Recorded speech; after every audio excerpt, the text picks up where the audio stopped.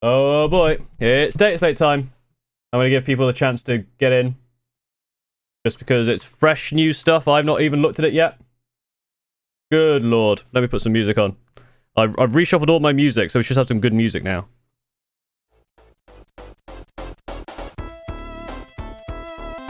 And also, hopefully, when I do I can potentially edit videos like this without having the background music in there.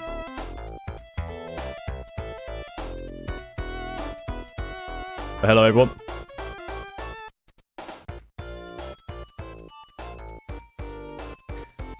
So let's have a look what we got here. We got the field manual, the balanced data slate. We got a few erratas, FAQs, a couple of new things, I think. Subterranean assault for Tyranids, Wrath of the Rock for Dark Angels, Servitor Battleclad. Don't know what any of this shit is. Guess we'll find out. Hello, everyone. Coming in.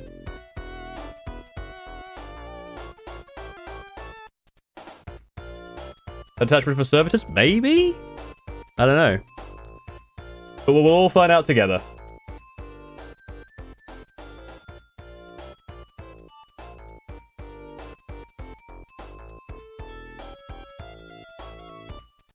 Right.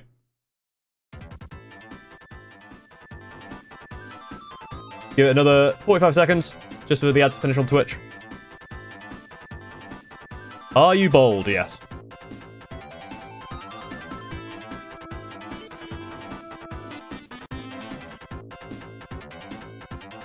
Just showing how bad this century is get nerfed? No idea. We'll find out. Hello, Scotland. Sorry, I'm turning this up. It's a great song.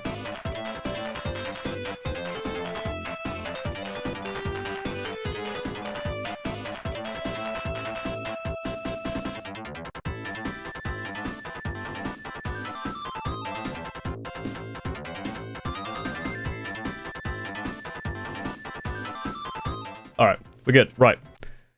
Let's have a look at this data slate. If I remember how to stream. That one? Nope, that's the wrong one. That one. Hey, we did it.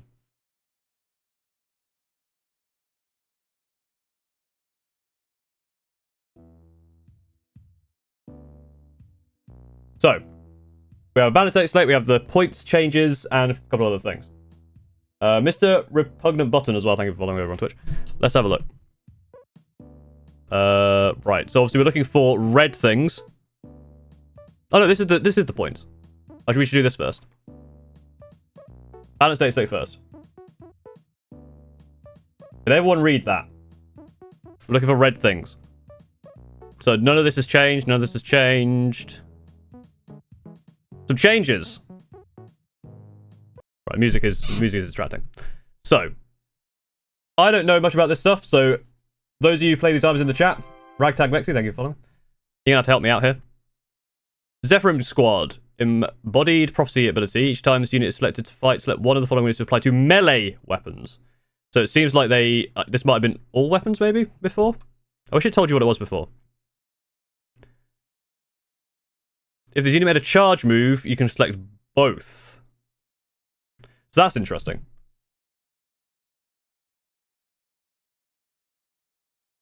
So it looks like this might have been all weapons before, maybe? Or ranged weapons. Now it's melee weapons, but you either get sustained or lethals. And if you charge, you get both. Seems fun.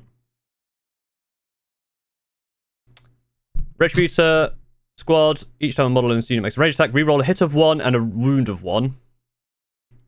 Just targets attacks an enemy that are destroyed from the back. Oh, right. So you're gonna have to start tracking that pretty much, aren't you? On this screen, I'm gonna load up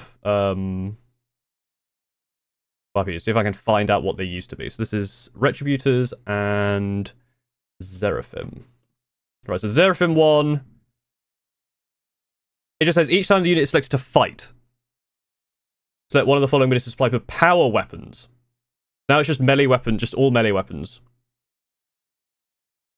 Which I guess means you can when you add a Canoness, it applies to the Canoness as well.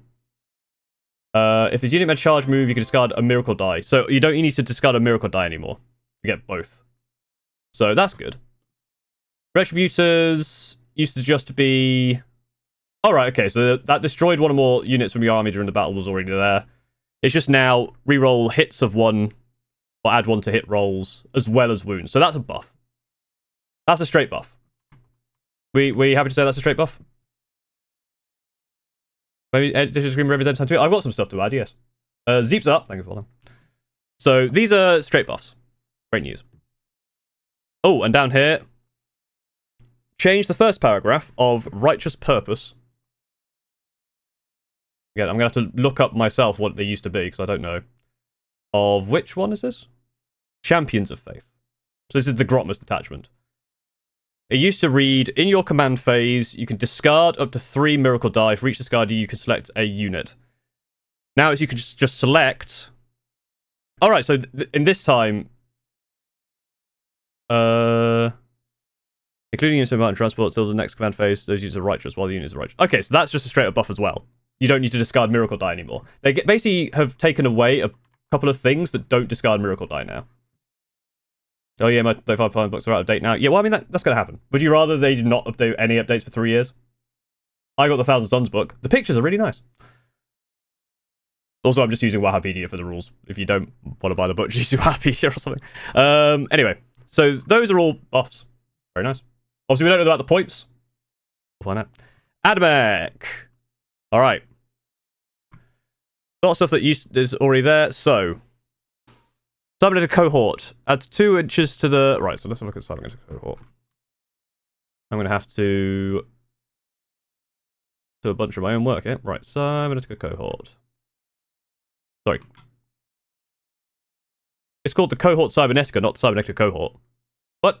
Anyway. The detachment rule. Used to be you just gain Doctriners. Now it is add 2 inches to the move of them. And unless it's Battle Shock, to get +1 OC. The Halo Screed ones, models that unit gain the Halo Override instead of Dr. Reprina. Oh, that's because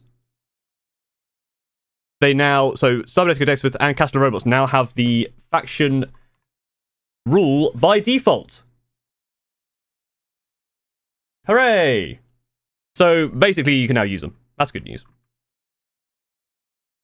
Looks like that's it.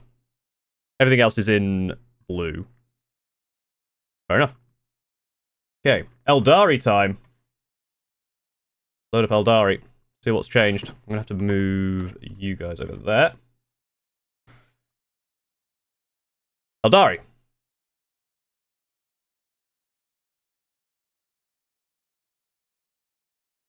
Strength throw. So this is the unit. No, unit. Most unit.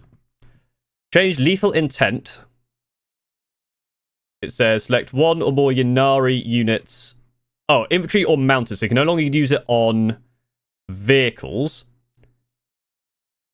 That was within 6 inches of your... right. Into your opponent's shooting phase. 1 or more Ynnari units from your army were destroyed this phase. Select 1 Ynnari infantry Ynnari mounted unit that was within 6 inches of that unit, and it can make a normal move d6+1. Okay, so they've changed that slightly. So it used to be just any unit in your army could just move after something was destroyed. But now you have to be close to the thing that was destroyed, and it's a d6+1 move, rather than being a full-ass move. Yvrane's had a change. Used to say you could reroll the wound roll. Now it's just wound rolls of 1. And that's it. Those are the only changes. So a couple of nerfs to Ynnari. No more Wave 7 moving 20 to 3. Yeah, pretty much.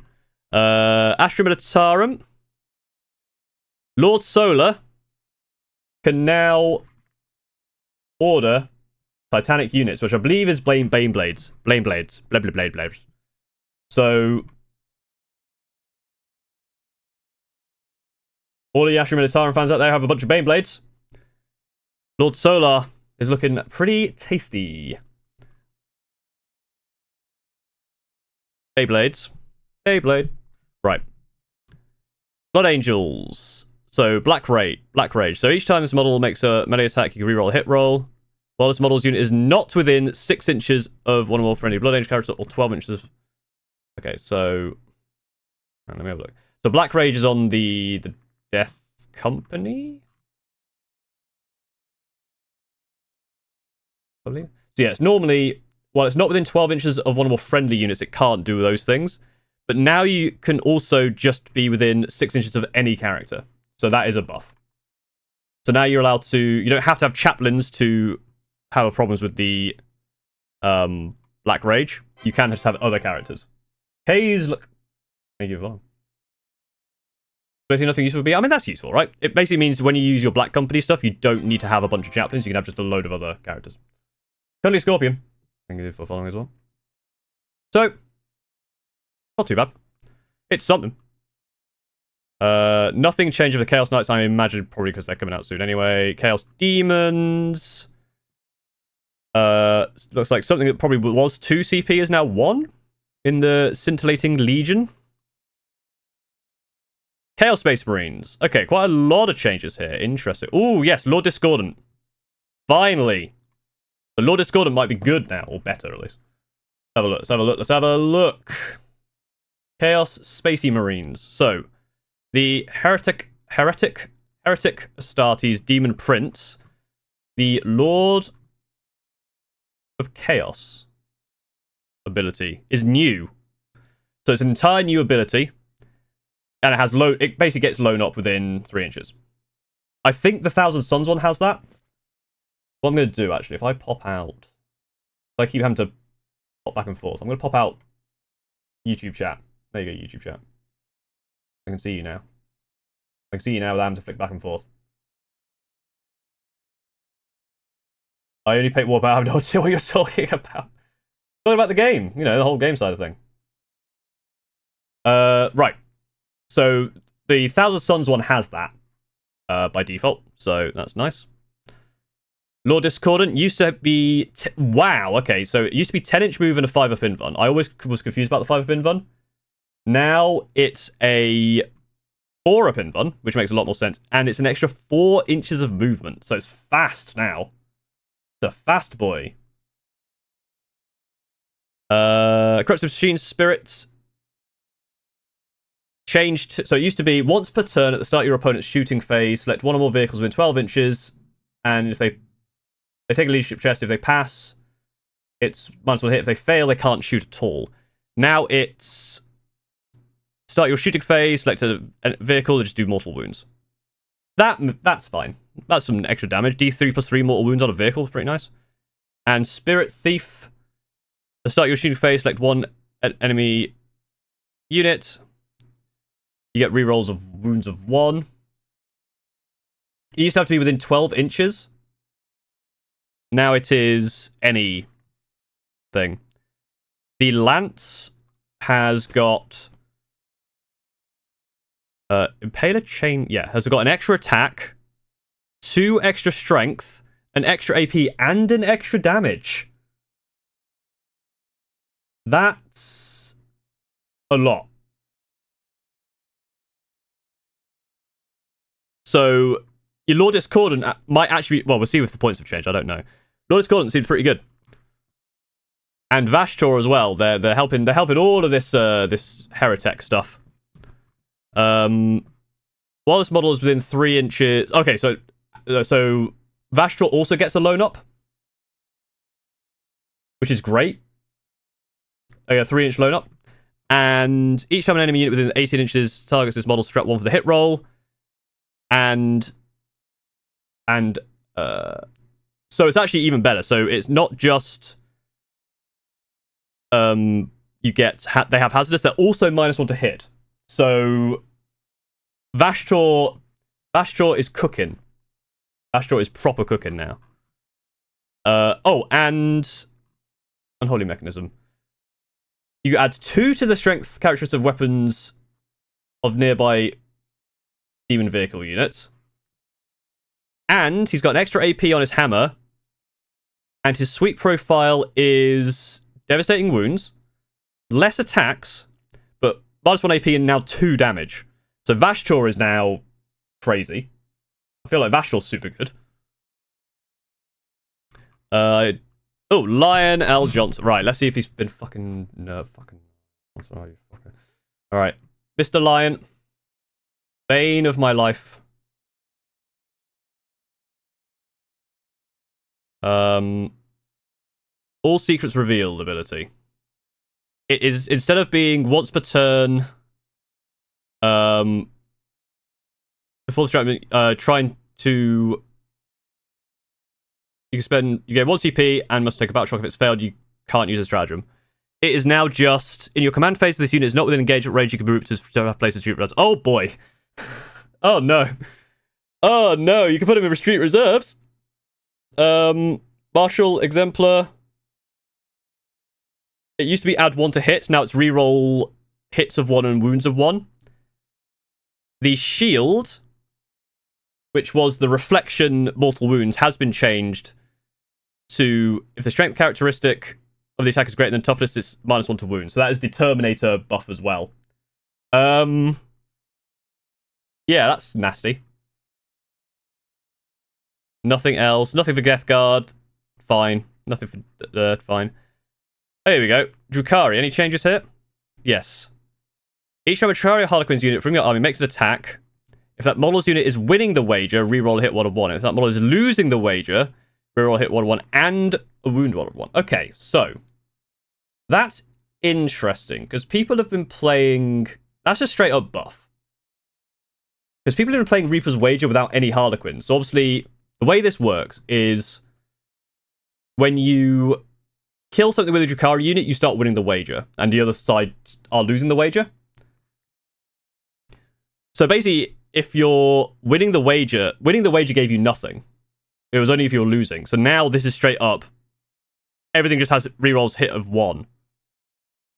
Which is okay, but you also get rerolls to hit from pain tokens. So, I don't know. Scary will have to tell me about that one. Gene Stealers, you can get Jackals back. Smaller amount of Jackals and Gene Stealers for cheaper. Which is interesting.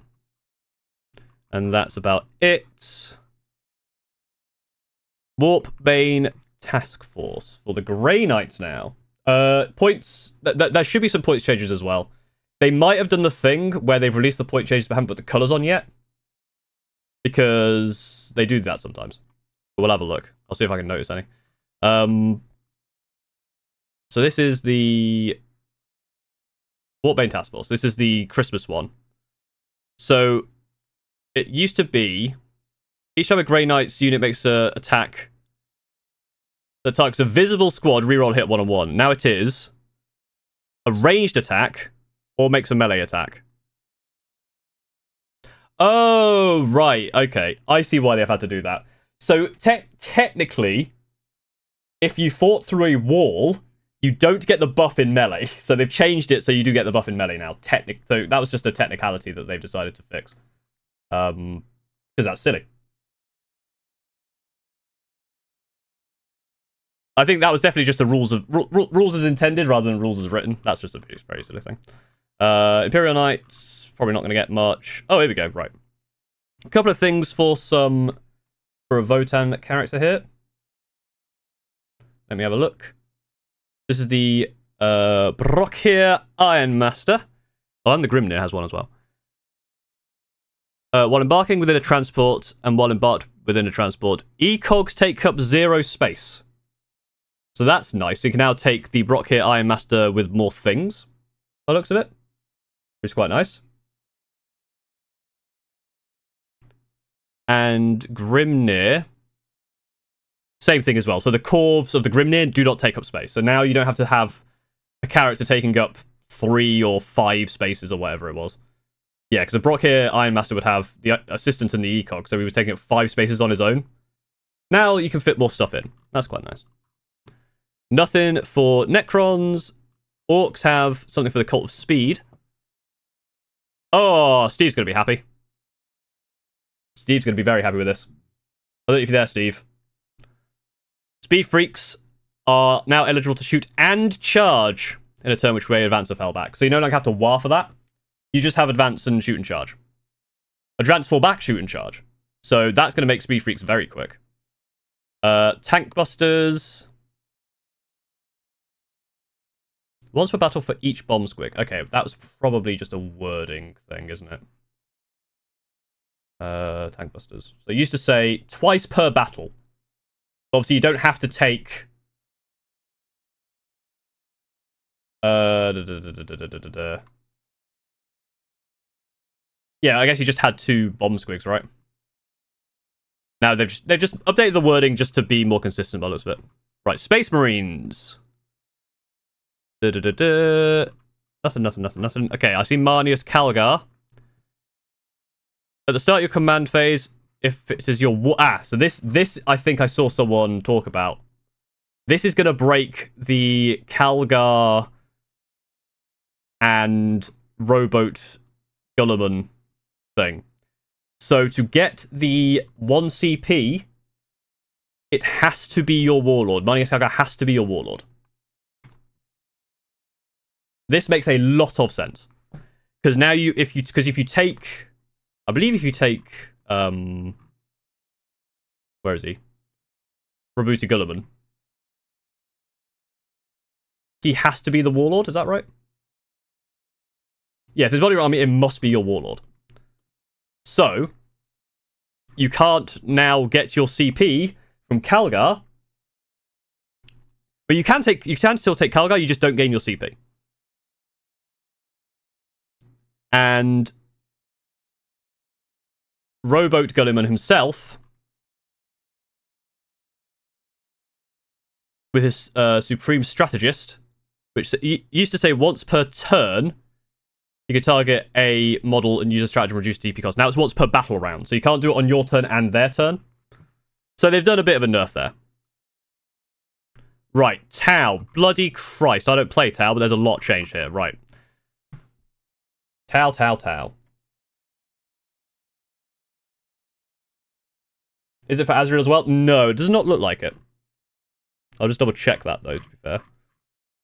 It looks like the only change to Dark Aegis was buffs to Lion. Well, slight buffs. Reworks. Yeah, it does not look like it's changed there. So, Tau. I don't know Tau, but we're going to try and work this out. So, the army rule is basically completely changed.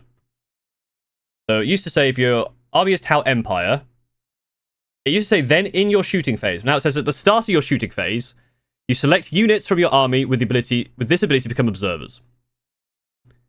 For each observer unit that is eligible to shoot, select one enemy unit that is visible and marked as their spotted unit. Units from your army, excluding observer units, are guided when targeting one or more spotted units. Till the end of the phase, each time a model from your army with the for greater good ability, excluding models with observed units, makes an attack, improve the ballistic skill characteristic of attack by 1, and if the spotted unit was marked by an observer unit that has the marker-like keywords, then you get the ignores cover.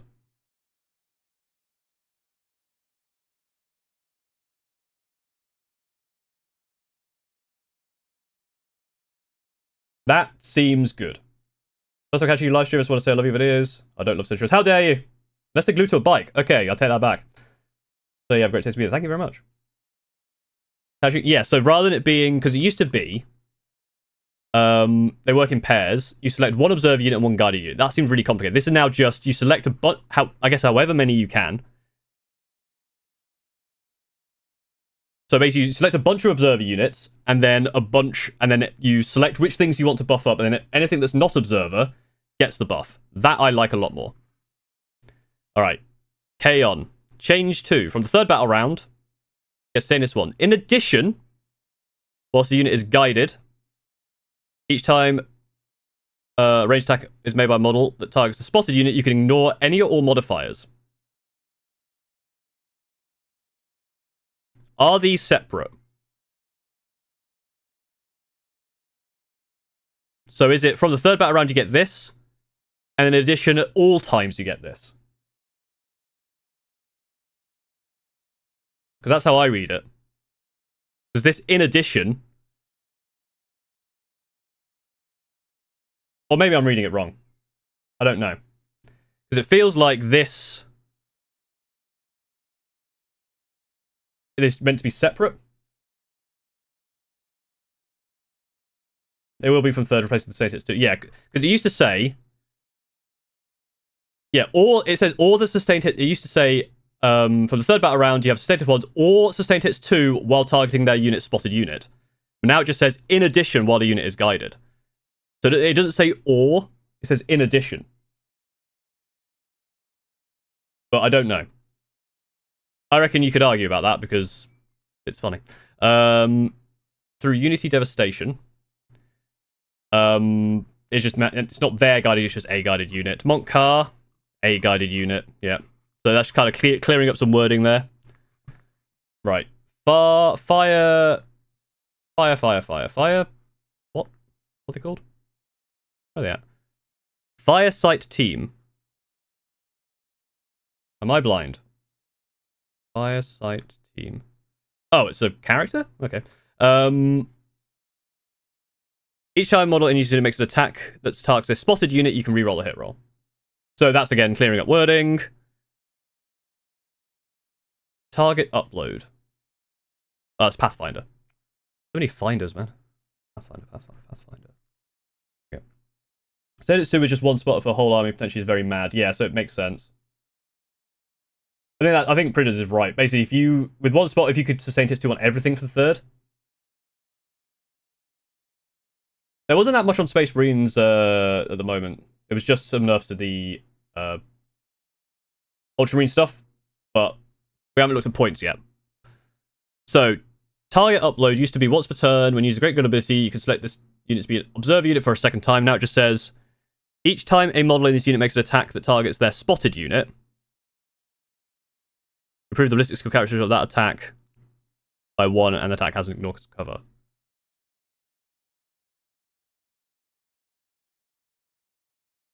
So are Pathfinders not marker lighting? Or does that mean they can marker light their own thing?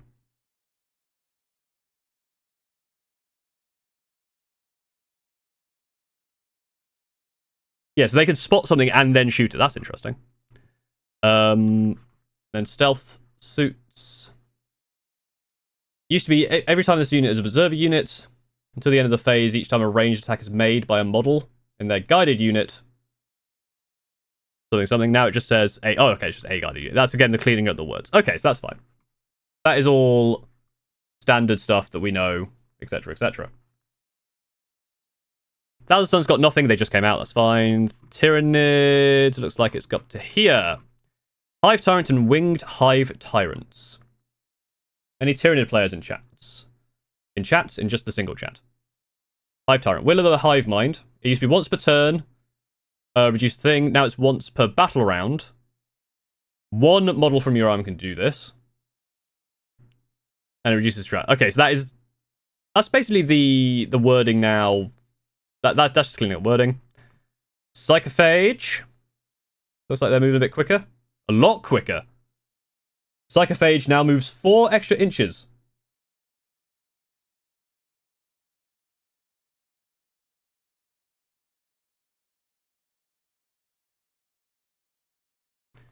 And the biostimulus ability used to be you have a 6-up feel no pain. Now, so your shooting phase, after this model is shot, select one enemy hit by one of the attacks till the end of the turn. Each time a Tyranid makes a melee attack, improve the arm penetration of the 1. The same enemy can only be fed by the others once. Okay, that makes sense. All your troops are shooting. You got the Screamer Killer. Also, I guess it's one of those things where this now actually helps wider array of armies. What needs to get everything? I don't know. And also, it now has the smoke keyword, so it's even more safe. So it's faster, safer, and helps more units. Starter set. Oh, the starter set. Sorry, I thought you meant Leviathan. Because Leviathan has the Screamer Killer and Von Ryan's, right? And also, it now has, rather than D6 plus 1 attacks, it's just straight up 6. So that is a massive buff. And it's minus 2 AP. So bear in mind, you can shoot this thing and then charge it. And it's a torrent weapon, right? So it's going to hit. So that's pretty good. And that's it. Nothing for World Eaters either. Nothing for World Eaters. Okay, so that is all the changes. Let's have a look at the points. I'm going to do a cheeky refresh here. Just to check that everything's all hunky-dory. I could probably move you all back over here. Make it a bit easy to read. Remember to like the stream. There's a lot of you here who like the stream because, I don't know, do it because it makes me happy. And, I don't know. Number go up. YouTube happy. Give me money. Right. So we're looking for the ups and downs. Okay. Straight buffs for the sisters. Castigator is down 10 points. Immolator is down 10 points. Junith down 10 points. Paragon Warsuit is down 10 points. Repentia is down 10 points. Retribution is down 10 points. Seraphim down 10 points. Triumph down 15 points. Buffs. You know what? Just for you, thank you. It spiked to it went from like 32 to 58 likes. So thank you very much. You got to get to 69 and then 420. Were there any Custodians changes? I don't think so, no.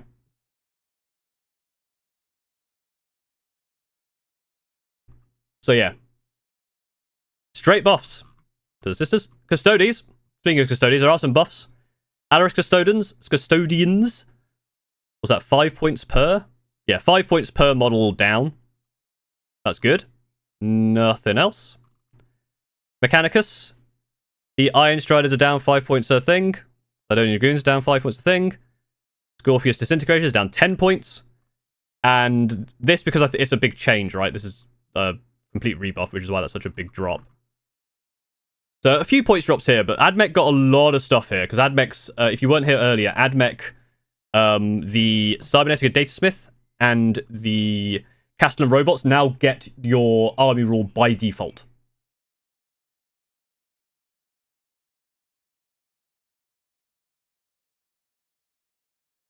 Adeptus Titanicus. No one cares. Aeldari. Okay. Autarchs are up 10 points. That's quite big. Warlock Conclaves are up 20 for 4. That's interesting. I wonder what they were doing with that. Shining Spears are down, though. Down 10 points. Fire Dragons are up 10 points for 5. Thank Christ. Or sorry, yeah, 10 points for 5. Still the same amount for 10. Fire Dragons are scary as hell. As are Howling Banshees. So slight nerfs there and there, but the Fire Prism goes down. And the War Walkers go down. So a bit of readjusting.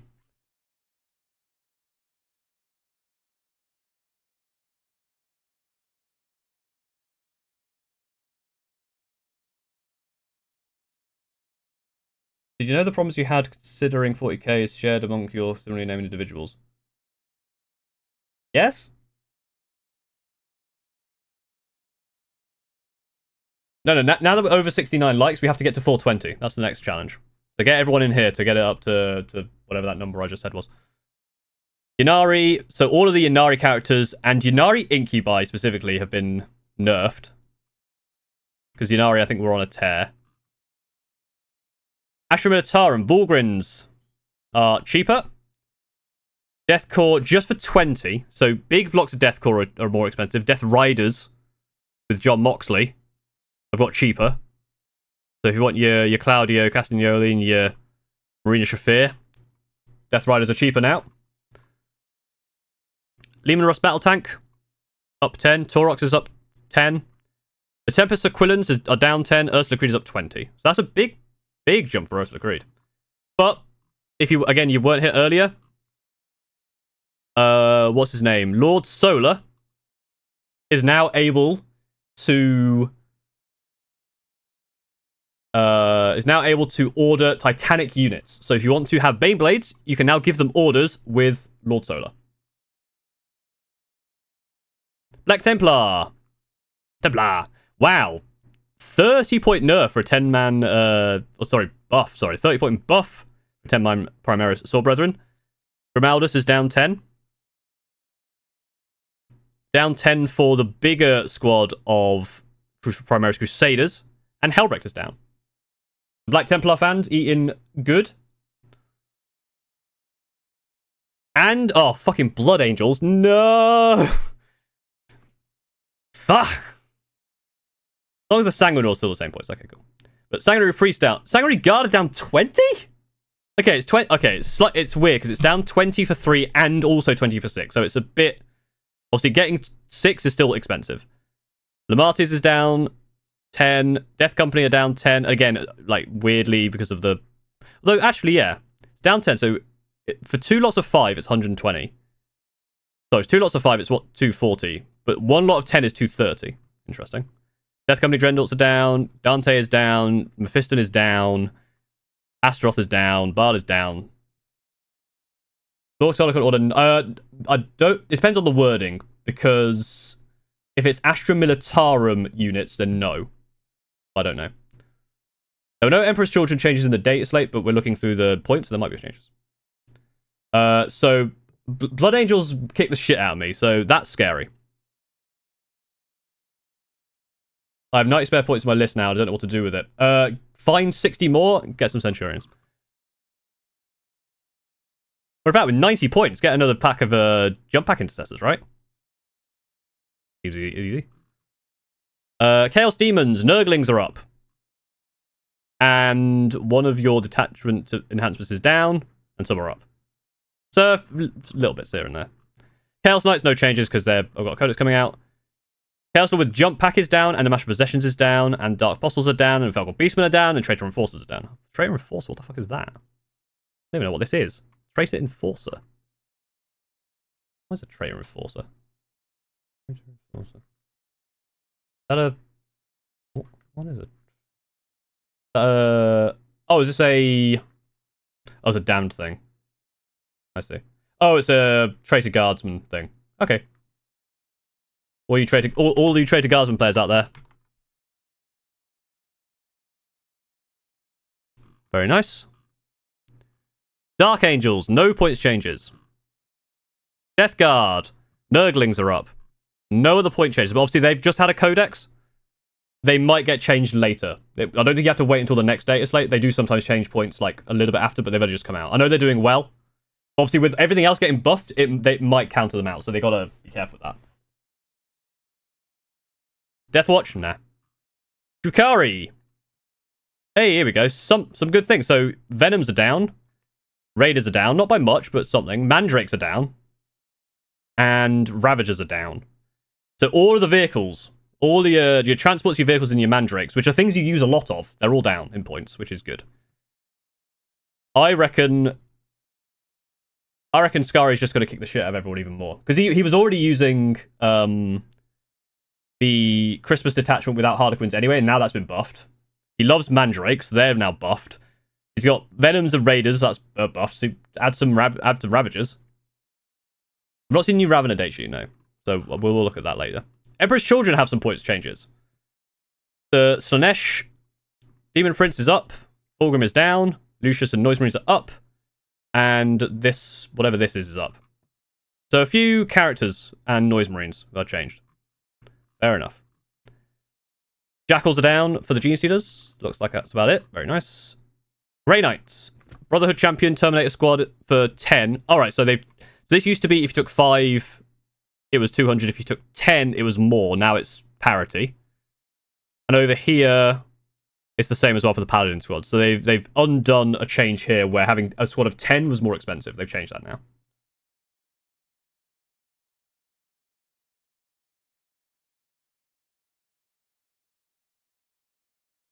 Imperial Agents, no one cares. Imperial Knights, they're having a Codex soon, so that doesn't matter. Leagues of Votan, no changes, but your characters, like your Brock here, the ECOGs don't take up space anymore. That's very nice. Yeah, we've done Chaos Demons. There wasn't that many changes, to be honest. Necrons. 1 Locust Destroyer is up 5 points. Yeah, so I guess they don't want you taking 1, because 1 is 40, but 2 is 60. Yeah, so normally they're 30, but just taking a single 1 is 40 now. But the Doomstalker, the Wraiths, Deathmarks, Plasmancer are all down. Illuminator Ciceras and the Technomancer are down. Scorpion Lord is up. So a lot of your characters are down, with a couple of Synoptic stuff is down. They're trying to stop you from just taking a single Locust Destroyer on its own. And then whatever this detachment enhancement was, I think. If I'm sorry, like to use this, yes. Sisters are eating good. Points buffs and a lot of buffs in their data sheets as well. Orks. Let's have a look at the Orks. Okay.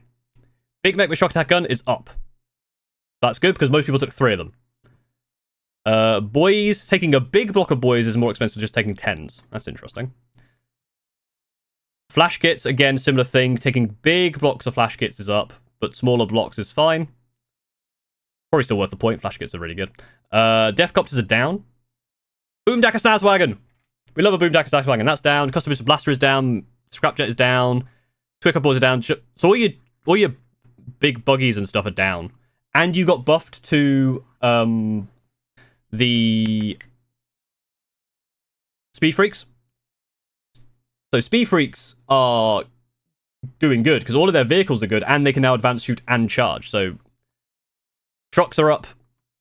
Tank busters are up. Zogrot is up. Basically, all of the stuff that people, like lots of looters is up. All of the things that people use a lot of. Like, this is basically like looking at all of the things in red. What you have there is a 2,000 point current list of orcs. But they're trying to reintroduce some of these, Boomdacker Snazwagons, Booster Blasters, Death Copters. So yeah, Steve's gonna be very, very happy. He's got Steve's on a fucking roll. The Chaos Knight Codex is coming out, which looks good with a cool new model, and now he plays Speed Freaks, which have just been buffed. Lucky man. Here we go. Space Marines. Aggressors down. That's interesting. Oh, they're doing this weird thing. So aggressors are 100 points for 3. That's quite good, but still 220 for 6. So you are paying a premium for 6. Centurions unchanged. Captain with Jump Pack is down 10. That's really interesting. Heavy Intercessors are down. That's wild. Hellblasters are down. Marnius Calgar is down, but he has been nerfed. So don't panic.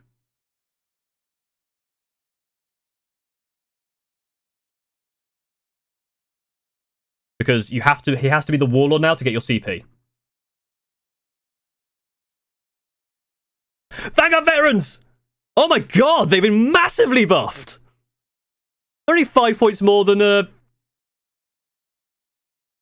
Jump Pack Intercessor. Holy shit!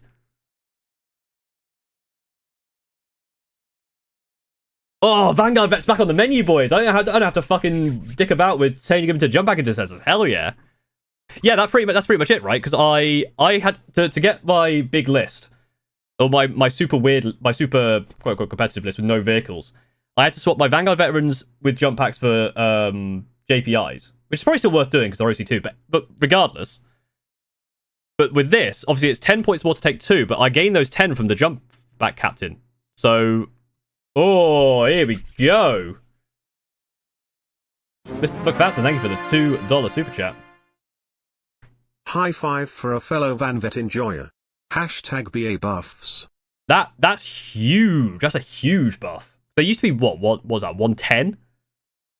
So they were 20 points more than Jump Pack Intercessors. With Shrike in the list, JPIs get 2 OC. Now... Oh. Very happy. I'm assuming Jump Pack Intercessors didn't get buffed, because that'd be silly. JPIs. Learn the alphabet Paul, it's J. J's up here. Oh no, it's Thought with Dump Pack or whatever. Okay, they're still 91.6. Has that always been the case that if you put a 10, it's cheaper? It's 20 points cheaper to put them in a group of 10.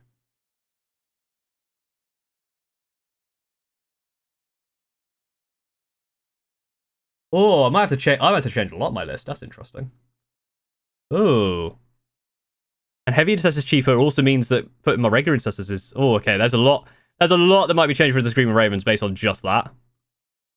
Interesting. Space Wolves. You've just had a codex. You'll be fine. Oh wait. What? Oh, Index Space Wolves. Okay. Codex Space Wolves. So this is. So you should continue to use these. I don't get it. Points. Tau. Interesting. So Kroot Carnivores are now more expensive for a big block. Stealth. This is very interesting. I guess they're worried about the buffs, right? because the way they've changed the army rule is a massive buff, right? So they don't want to change points here. And with the stealthy side being mad good, they want to reduce minimum size units of that. Yeah, army rule is humongous buff. Yeah, so I could see that. Okay. Thousand of Suns, they've literally just got their codex. I think these are going to change very quickly. 80 points for 6 Enlightened is absurd. Tyranids, Swarmlord is down 20 points. Psychophage, who had just been massively buffed, by the way, just to check. Psychophage has gone up 15, but Winged Hive Tyrant, Screamer Killers, well, they're massively, 30 points down there. Hive Guard are good. Screamer Killers down. So some of your big monsters are down. That's interesting. Nothing on the enhancements. And World Eaters, nothing, because you just had a codex. But wait, there's more. Let's have a look at the FAQ erratas for all of the things that have been updated. Oh, and the chapter approved tournament companion. We'll look at that as well.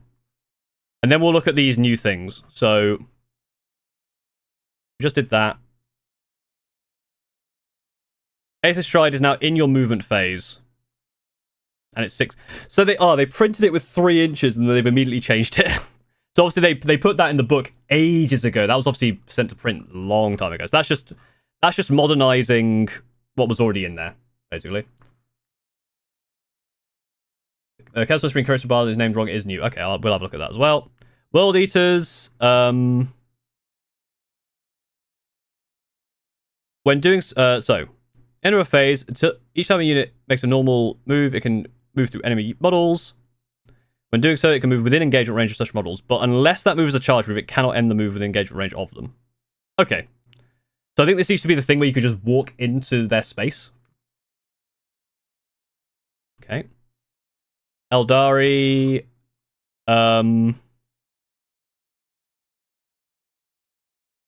Single blade demiclaves are now AP -2. Sure. Ashaminotarum. Okay. So, Tempestus Command Squad now has the voice of command.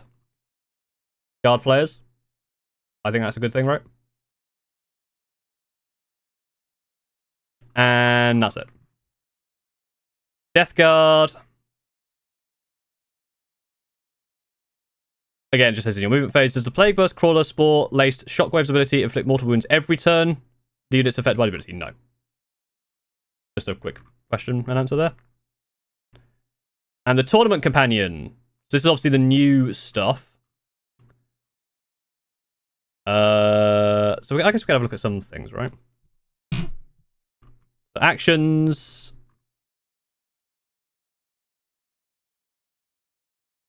Yeah. So no prisoners. Yeah, so I wonder if there's new layouts and stuff. The layout one looks the same. I don't think there's anything new here, is there?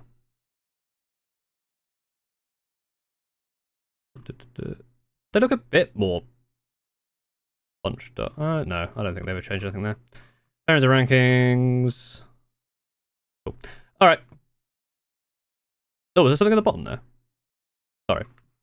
I went through too quickly. Was that? Let's try to stick something in at the end there. Oh. Oh! Is this new? Maybe this has always been here. Base size guide. It tells you what all the base sizes should be.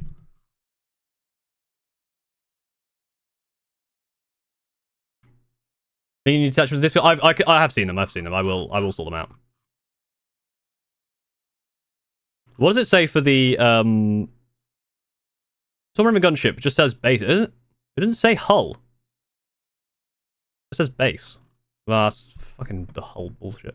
Anyway, we have more things. The Subterranean Assault. Apparently, this one is incorrectly labeled. We have a Dark Angels one, and we have a couple of things. Let's have a look. This is new, right? These are new things. Base this thing is new. Interesting.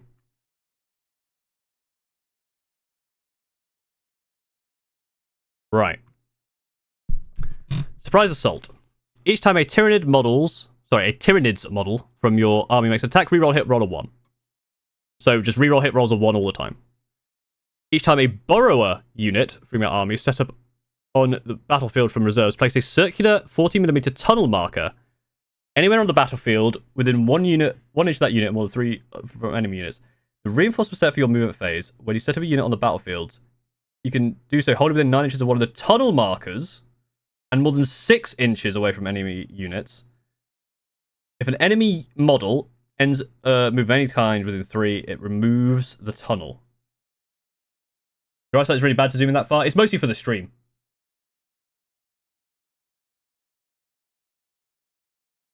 Just so it fills up this area. Morlock and Trigon units have the borrower keyword. In your muster army setup, you can select up to 2 Trigons to become characters. Yeah, so it looks like you can get a 6-inch deep strike from these tunnels. So it looks like you come out of the ground, place a tunnel down, and other things can come in.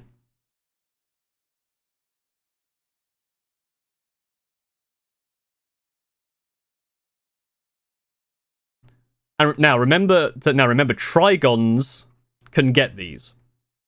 And in fact, this one has to be a Trigon. Once for battle, you can target the bearer's unit with rapid ingress for 0. Even if you've targeted a different unit already. Great news. That's very cool. Tyranid model only. After both players have deployed, you can redeploy. And you can put them into tree reserves. Very cool. Models with deep strike ability only. When it's set up using deep strike, it can be done in the first, second, or third phase. Okay, so these are all very standard, like deep striking, getting on the board, moving around. Trigon Prime. Gains the Synapse keyword, improve the strength of weapon skill characters of melee weapons by 1. So that's just making a Trigon Prime really good. Look at the strats. A Morlock or Trigon gains Synapse. So in your command phase, you gain Synapse for the next until the next command phase.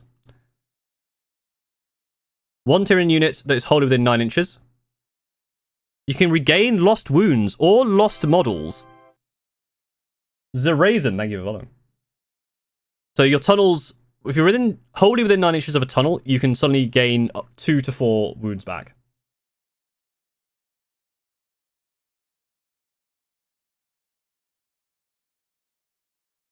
Mad. Enfilading emergence. Oh, don't even want that. Yeah. Guaranteed no one knows what the fuck enfilading. Direct a volley of gunfire along the length of a target. What enfilading means. There you go. Learn something new every day. GK or Black Templars? Black Templars are buffed. Points buffs. To the end of the fight phase, have sustained hits and ignores cover. And because it's ending your movement phase, that's both shooting and fighting and combat. For CP. 1 Tyranid unit from your army, hold it within 9 inches, you can remove it from the battlefield. And set it up again. Oh, interesting. You can go into a tunnel and out of another. That's really cool. It's Rek'Sai from League of Legends. Is what this is. This is we're playing as Rek'Sai from League of Legends. 1 Tyranid monster from your army that was set up as reinforcements. Friendly Tyranid units within 6 can reroll charges. That's insane. So you can pull a monster up, like within a bunch of your units, and they all can reroll charges. This seems like a really cool detachment. And 1 Tyranid or 2 Borrowers you can remove. So that's the same as the Screaming Raven one where you can pull something up. So the 1 Tyranid or 2 Borrower. So one of these. So this is the new Raveners. So they've updated the Raveners. Hyper-adapted Raveners. What the fuck is that? Let's zoom in. So they're 125 points. If this model has not been engaged, ready to move into true reserves. They're Synapse creatures. I need to know what they used to be. So give me 1 second. Tyranids. Raveners. My god, I think these are massively buffed. Hang on a sec. So they used to be, so they don't have a ranged weapon anymore. Oh, okay, actually these might be quite different. They have way less attacks, from 7 down to 3. So they have a 4 up instead of a 5 up save. Strength 5, but it's -2 damage now, so they're much scarier damage-wise, and they don't come in 3 or 6, they only come in 5s. But they're way cheaper for 5. Are they? No, these used to be 25 for models. No, they're the same price, sorry. So they only come in groups of 5. So they are fairly changed, but they are borrowers, which I think is probably why. And then the hyper-adapted Raveners. Has 1 Ravener Prime, 4 Raveners. The 3 Raveners have Heavy Claws and Talons. 1 has a Venom Bolt. And the Ravener Prime has Prime Claws. Okay. So you get 1 of these. They're 165 points, they're a lot more. And 4 of these and 1 of these. Okay. The Prime has 3 extra wounds, which is a lot. It also has Shadow in the Warp. They always have sustained hits 1. They can do rapid ingress and heroic intervention for 0. Hi, Sergeant Apford. I don't know if these are new. These look like they're new minis as well, right? Because they look very cool. I presume is a new kill team. Oh, right, okay. So you get 1 D6 + 3 Flamer, which is Assault. And the Prime, and you get Anti-Monster 5, Anti-Vehicle 5. And because they're Strength 5, probably they're already very good against. So yeah, they're cool. They're cool as hell. All to go into this fancy schmancy new Subterranean Assault. Very, very cool. What are we thinking? I think that's cool as fuck. Not gonna lie. That seems fucking cool.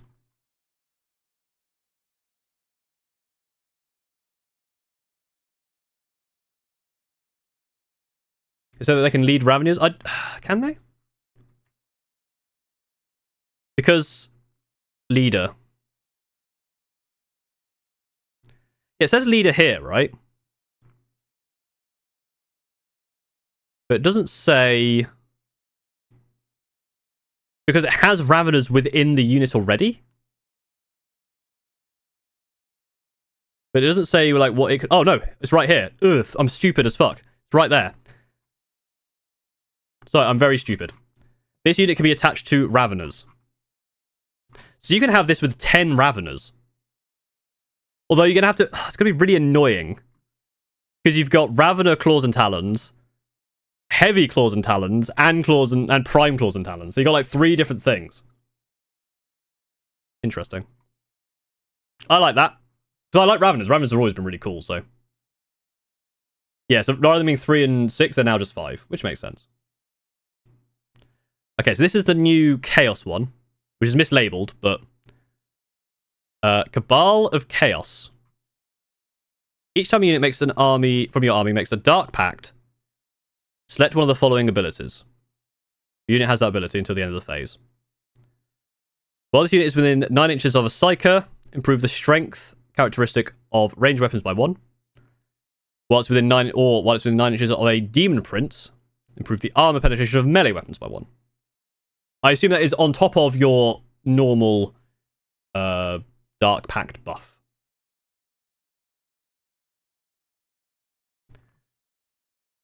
You can make... This is quite cool. I like stuff like this. I think doing stuff like this is more interesting. Like, obviously, making the Raveners characters... Adding keywords is such an interesting thing. Because now you can just make any character a Psyker. Lord Discordant Psyker. Pretty cool. Eye of Zadesh. Models in the bearer's unit have a 6-inch scout. Fine. Mind Blade. Melee weapons have lance. Fine. An Infernal Avatar. Improve the strength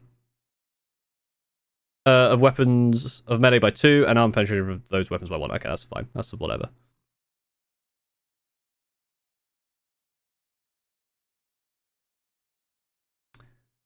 Baleful Blessing. Just after heretic unit has a mortal wound allocated to it, it has a 5-foot pain against mortal wounds. Okay, that's just mortal wound protection. Within 9 inches of a demon prince, recover. So this is something we're going to notice. I noticed this with the Christmas attachments. There's a lot of very similar things. This is sounding very similar to the Ravener one. You're within 9 inches of the thing that your detachment does. You heal D3 plus 1. It's feeling very similar so far. Selects a unit and they suffer mortal wounds. That's just your psychers can do mortal wounds. Add ignore covers to a unit. It's fine. You can advance and charge. And start your opponent shooting phase. One of your demon princes can do 6 inches half stealth. Okay, so the only one that really is the same as this one.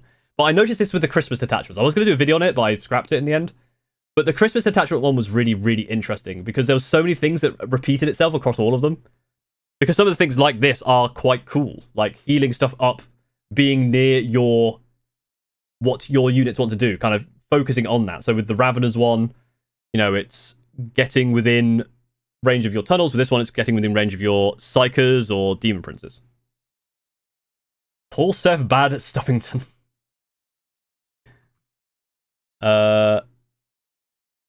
What's this? No, this is Cult Mechanicus. Okay, that's a different thing.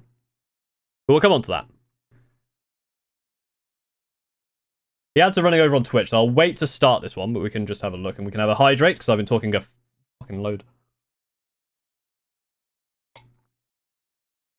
Once again, thank you for joining. A lot of you here to talk shop. Like the stream. Become a member or Patreon, blah, blah, blah, blah, blah. Watch the videos. Share the videos. Comment, like, subscribe. Super chats if you want to yell and make funny noises and metal pipe sounds and shit. And to support me, obviously, because this is my full-time job. Yeah.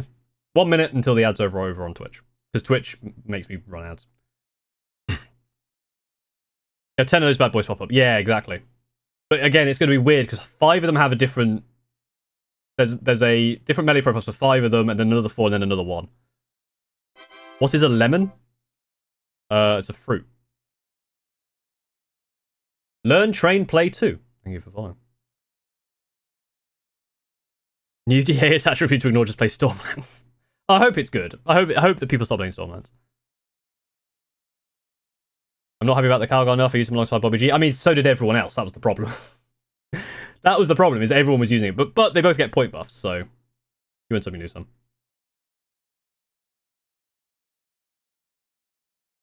You don't need to spam about the lemons. I don't get the joke. Don't spam about lemons. As a Militarum player, that happens every time we shoot and fight 3 different... Exactly, yeah, right. Got a moderator? I tried a moderator. The problem with moderators on YouTube is you have to add so much shit. You get access to all my comments. Paul, weren't you the one saying Dark Angels rocked you last tournament? How are you feeling now? Commander Raper, thank you for the $5 super chat. I beat one and then lost to one, but the one I lost to won the entire tournament, so, you know. I can't feel too bad about it. Yeah, the fact that the lion is scarier now is not fun. Just like Custodians and Necrons, I don't know.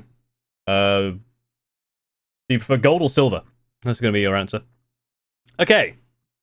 Welcome back from the ads Twitch. Have you played Black Templar? I played against Steve's Black Templar ages ago. Centurions are fine. No problems with Centurions. Unless I've missed something about them going to Legends. I don't think I did. Right. Each time an attack targets an Adeptus, start his infantry or mounted unit. If the strength is higher than the toughness, subtract the wound roll. So that is your standard Terminator debuffy thing. Which is cool. How stream Raymond's against Tyranids? I've done okay against them. I haven't played against them recently though, so there's been a lot of changes since I last played against them. Alright. So that is just you're just tougher, which is exactly what Dark Angels needed, right? Even more tougher. Right. Friendly unit within 6 inches, reroll battle shock or leadership tests. Fair enough. Improve strength characteristics equipped by the bearer by 2 and armor penetration damage by 1. Fair. Deathwing model with a deep strike ability only. The bearer's unit can be set up in deep strike ability the first, second, or third. Again, kind of similar to what we saw on the Ravener one. The third stratagem is you can set up from deep strike first, second, or third, but instead of it being borrower, it's Deathwing. And you can Ravenwing can advance from charge roll. So that's basically Stormlance. Alrighty, that's basically just Stormlance.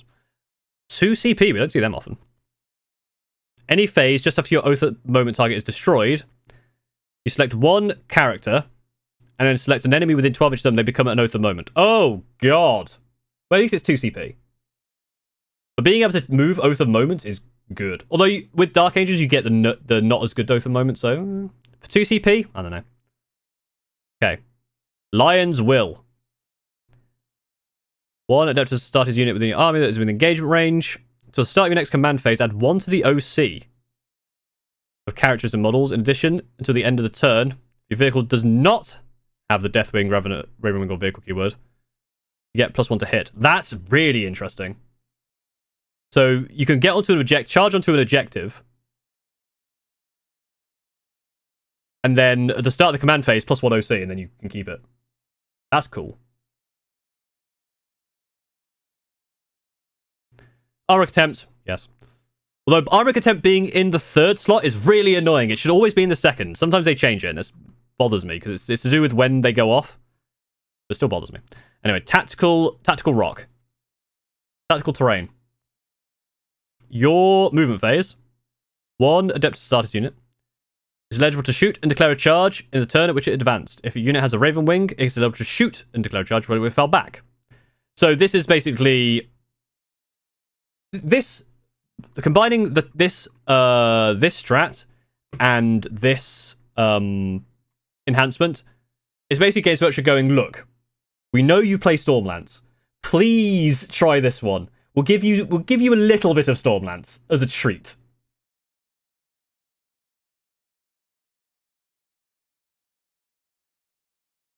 Just a smidge. We'll give you a smidge of Stormlance. Relic of the Dark Ages. Infantry or mounted. Add 2 to strength characters of ranged weapons. Interesting. Because that's going to change things a lot as well, right? Because the lists that do well, as far as I can tell, for Dark Angels have basically no ranged. Leonine Aggression. End your opponent's charge phase. 1 adept started units from your army within 3 inches of 1 or more enemies, or Deathwing within 6. Your unit now declares a charge that only targets 1 or more of those units and resolve that charge. You do not gain charge bonus. This is a different way of doing heroic intervention.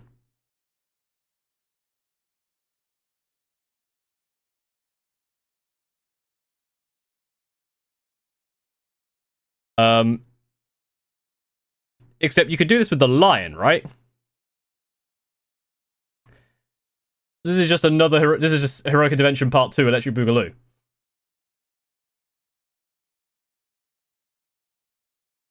This detachment went around, beat up other detachments, loose rules, and smashed it together in this one. Here's the secret. They are all like that. Every detachment. And that's not a bad thing. Because 1, it stops you having all of these weird esoteric things, but also there's a lot of power in some of these stratagems, some of these abilities. And the whole thing is kind of basing it around the gimmick of the detachment. We saw that with the new Chaos one and the Tyranid one, where both of them have a strat, which is, if you're within 9 inches of blank, you can heal. And exactly the same thing, but obviously one is for borrowers and one is for your psychers. And it is kind of cool. You can go to things that didn't charge. Oh yeah. Yeah, so you could so if something didn't charge, you can just decide that you're charging. I have one I have one for the Screaming Ravens. I think it's the main one that I changed. I think I got rid of the indirect one. It's 2 CP and it might be strong, but essentially when something declares a charge and you're close to it, you can charge first before they get it. It's basically a charging interrupt, which might be crazy. I'm surprised. I guess the Servitor Battle Clade. I guess this is the yeah. This must be a kill team, right? Servitor, Underseer, and Combat Servitors and Gun Servitors. This is for Mechanicus. This is a Mechanicus kill team. 9 models for only 60 points. Obviously, T4, 1 wound, 4 up, 6 up. Well, this unit contains 1 or more tech... And can it lead stuff? If a character unit from your army can be attached to Cataphrone Breachers, it can be attached to this instead. And you get 1 Underseer, 2 Gun Servitors, 6 Combat Servitors. The Underseer gets a Mechanicus pistol and data spikes. 1 Gun Servitor has a heavy arc rifle, 1 has a heavy bolter, and the combats have phosphor blasters. But they all have servo claws, which are garbage by the looks of it. So yeah, when this is 1 or more tech priests, which includes the Underseer. The Underseer is a tech priest. Cool model, by the way. It can action and advance, and it can shoot an action. So it's basically 60 points to get a unit that can do actions whenever it wants.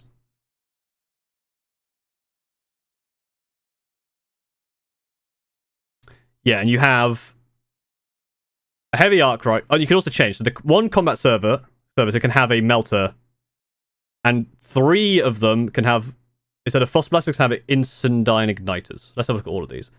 So you get 1 of each of these. Heavy arc rifle and a heavy bolter. They're both fairly standard. You can either have phosphor blasters or igniters. So the phosphor blaster is 24 inches, 1 attack, 401, the rapid fire one, or you can just have a weak flamer instead. You probably want the weak flamer. And how many phosphor blasters do you get? 6. So you get 6 4 like hitting on 4s, 401s, or you can get, I guess you get 3 and 3, and then a melter gun as well. I guess you'd do that. I don't know. Yeah, you just ignore cover bolters. And then servo claws are garbage, to be honest. But they're 90 points. They're not that much. For, I mean, the fact that you're spending 60 points to do this. That's what you're spending 60 points for, right? Let's be honest. 60-point action monkeys. I'll take it. Yeah, sure. 9 models. You have a little bit of stuff in here that can do some work, but yeah.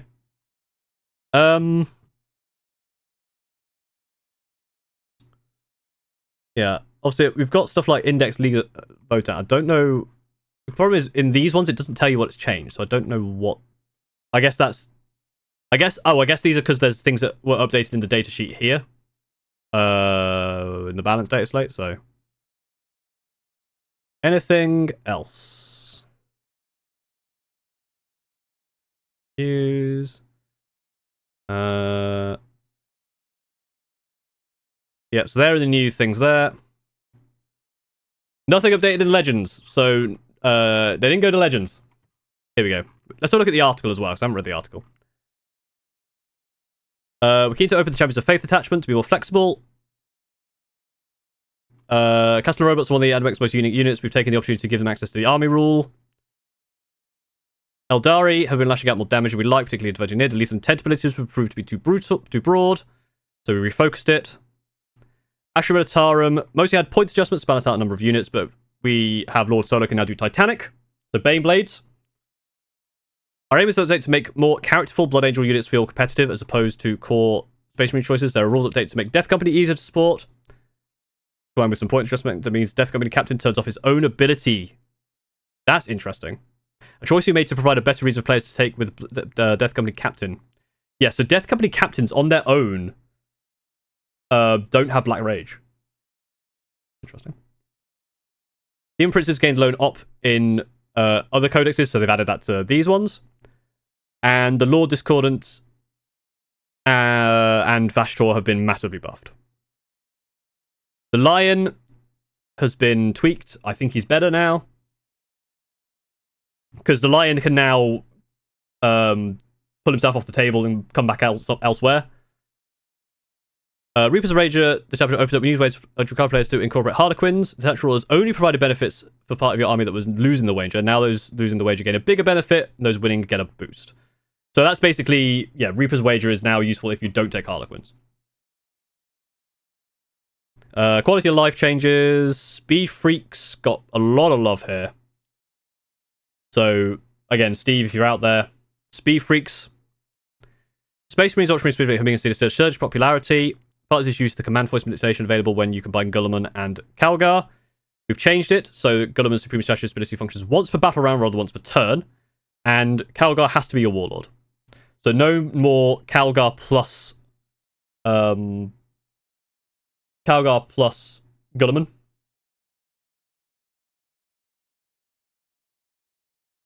What do you think they should nerf Hashim Militarum? I always think they should nerf Hashim Militarum. Fuck them. But to be honest, I think they're in a fine place. I'll be honest. I think Hashim Militarum are fine right now.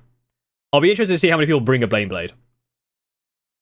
Tower seeing what's probably the biggest adjustment. Listening to players' feedback, the army rule has been proven to be harder for new players to utilize. We've adjusted the Overseer system to allow all non-observer tower units to targeted observed unit become guided. Number of attachment date sheet rules will be adjusted to work with this. And Tyranids have their Will of the Hive Mind ability updated to be once per battle, like with Gulliman, and Psychophages have been stat boosted as well.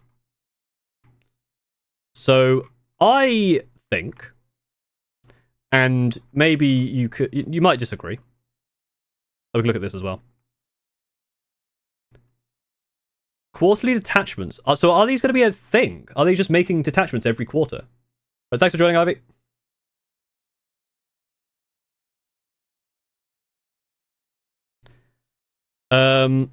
Three must pass this, so that's reveal 3 detachments, one for each of the Tau, Orc, and Custodes to expand your options.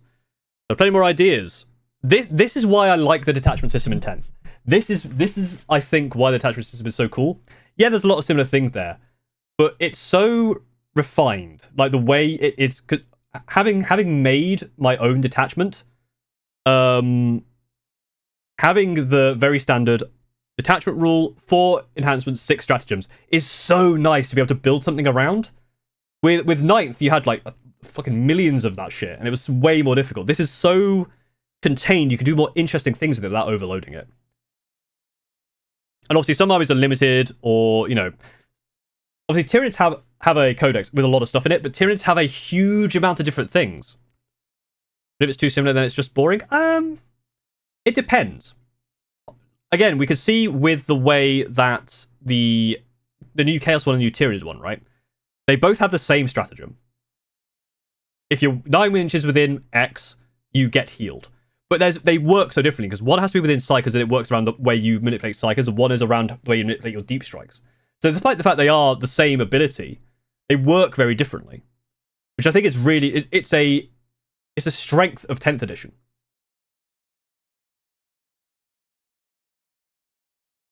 We've seen this, so this is just them talking about it. That's my thought, at least. So, let's put on nice background music. I think this is a good data slate. I think this is a good update. This is my thought. What are people feeling in chat? The detachments look cool. I imagine one of them might be more Dakar and just absolutely fucking wreck shit for a while, but I don't know. They don't look that bad. They look quite strong, but they don't look overpowered. Oh, we can have a look. Yes, a good point. We should have a look at the tournament companion, because I skimmed through it, but obviously that's because there was no changes. It's all new, right? So we should have a look at it, like proper. So again, this is for Just to see if there's anything new that wasn't here before, but we don't know.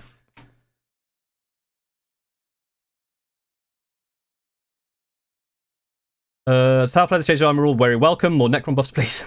Some good, some bad. Would like more buff to weaker armies. I think they buffed most of the weaker armies, right? Is there an army in particular that you think needs more buffs? No? More non-point buffs and nerfs? Yeah, I think that was a good way to do it. Have you ever been to Warhammer World? I have, yes. Agents? Yeah, who cares about agents?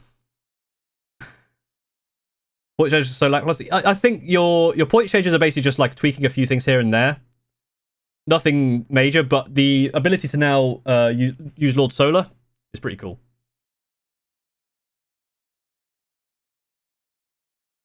If you do a living document style of Dataslate, so if you want to start a game, you load at the most current faction rules. Yeah, it's called the app, unfortunately. Which they should make free. They should make the rules free on the app. Make all the rules free on the app. And put more of the cool shit in the codexes. Make the codexes. There's in the Combat Patrol section of the Thousand Suns world, there's like a painting guide for how to paint your Thousand Suns Combat Patrol.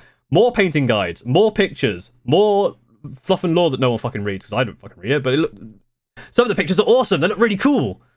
More of that shit in there. And yes, have the data sheets in there because it's nice to be able to flick through.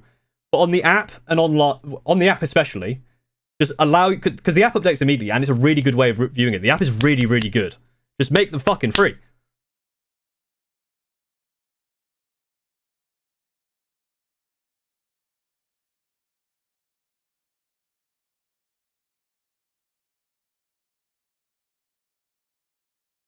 I am seeing Lens Crusade would be Ultramarines versus Tau.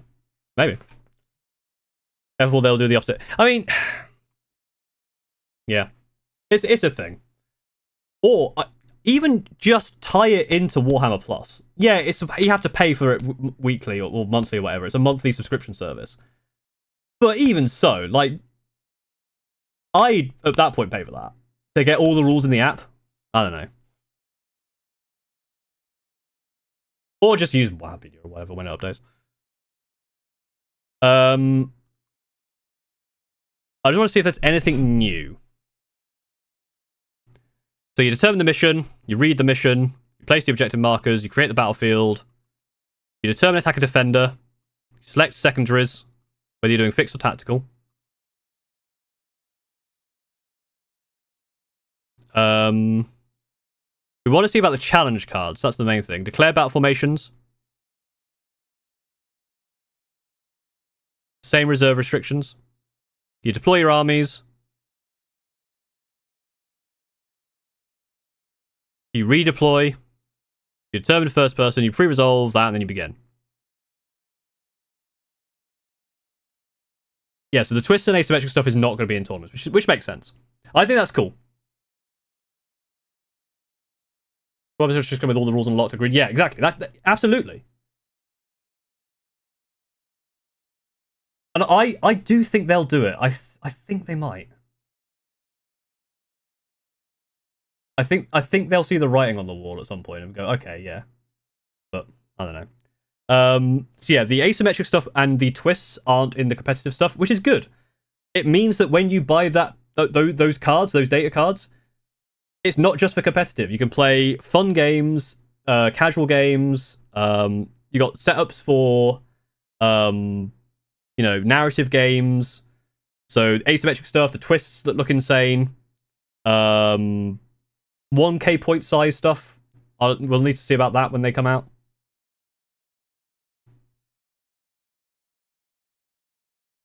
Warhammer Plus needs more Centurions. Games Workshop, you're not watching because you wouldn't give a shit. But make a show which is just an hour of showing off people's Centurions every month, and I'll host it for you. And I'll just be like, look at this Centurion. Oh, look at that one for an hour. Guarantee people will buy it. Or I guarantee people will buy it. We'll get a Warhammer Plus subscription with that. But I also guarantee a load of people will leave Warhammer Plus, so you'll have no net benefit. Right. So, a player becomes a challenger if at the start of the battle round, they have fewer VP than their opponent, and the difference between them is 6 or more. A player remains challenger until the end of the battle round.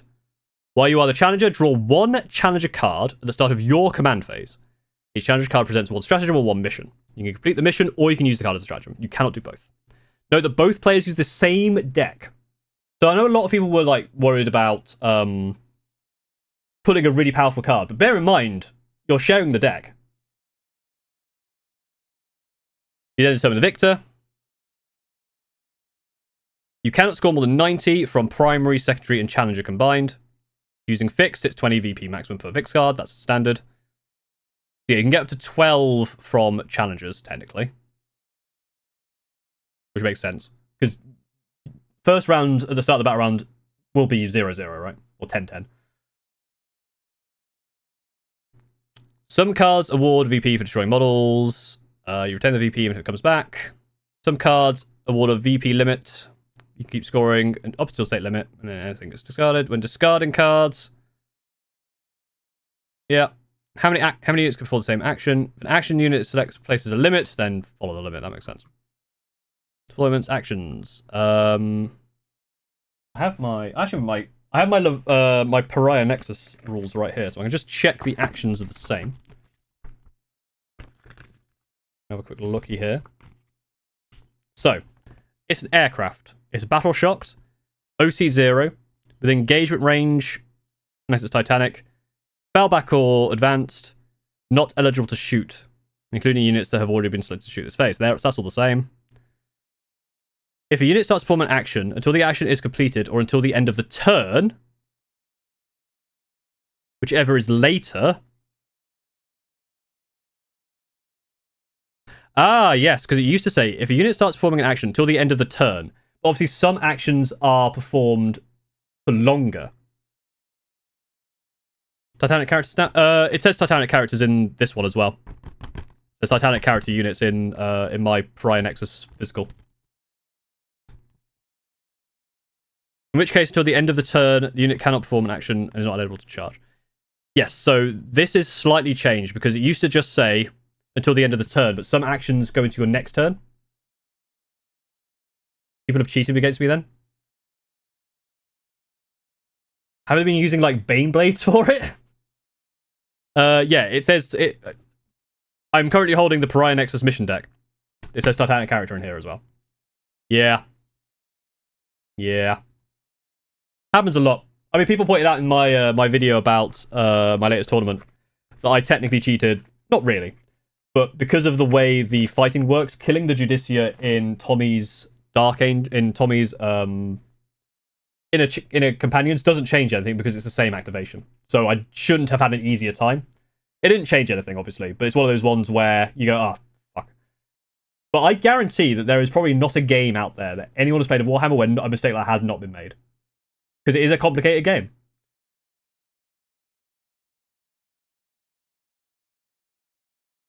Doing asymmetric battles, it might be 50-0 on primary at the start. There might automatically be a challenge. That's interesting.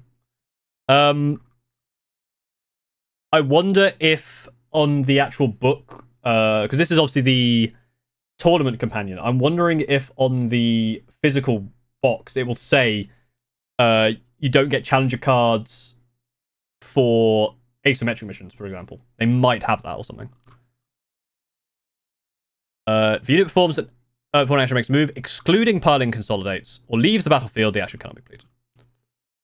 I don't think there's anything different here.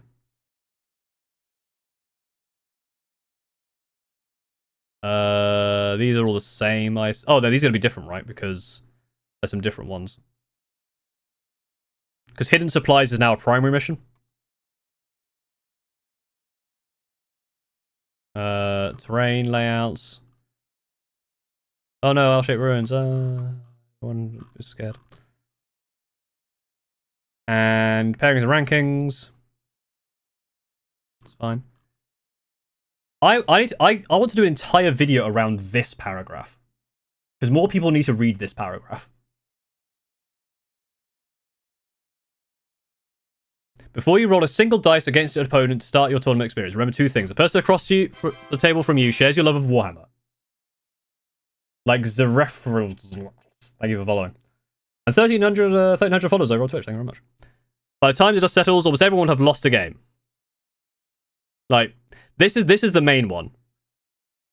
People are there just to play Warhammer. People love Warhammer. It's a fun game. Tournament brings people together all over the world to enjoy a shared hobby, to play the game we love using the armies we have spent many hours building and painting. Many players enjoy converting or customizing their models to make them unique to the person with them, and we actively encourage this. One of the key goals of a tournament is to provide shared fair play experience while celebrating the hobby. To support tournament organisers in achieving this document gathers a list of appropriate base lists for all players to check.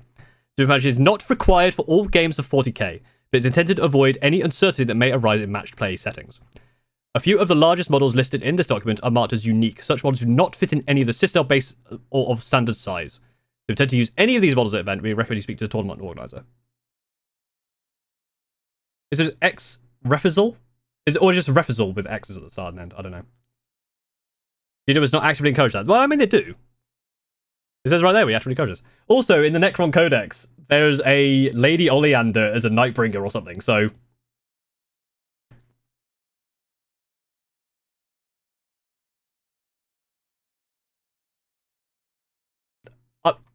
Hang on. Games Workshop.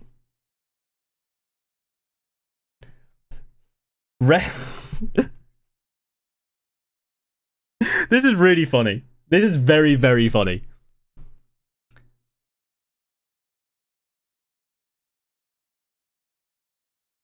Red means they changed it. They forgot to put a full stop at the end of this sentence and had to change it. And technically, I guess they had to make sure it was red. Even though this is the first time they've done this. That's very funny.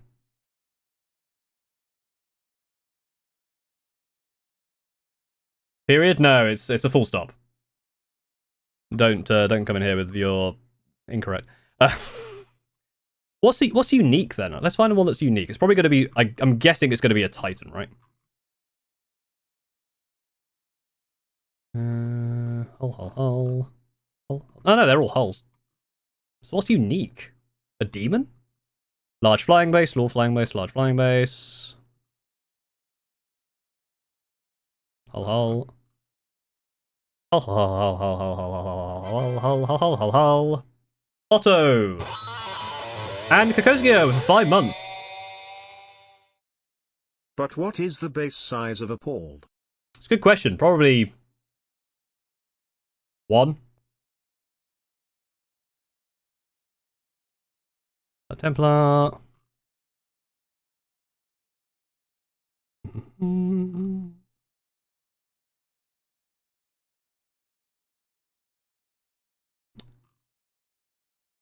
Lord of Skulls? One. No. Tangles. The Guard. The Watch. The Kari. Children. The Cults. Granite. Oh, there's one. Really? Thunderhawk Thunderhawk gunships.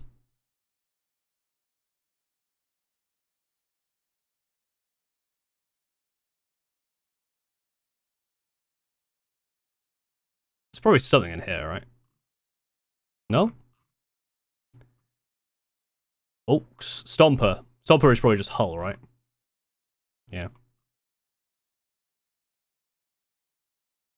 So I'm guessing it's the same for Space Marines, right? Yeah, Thunderhawk gunships are unique. Interesting. Duke Sanchez, thank you for following. The Manta is unique.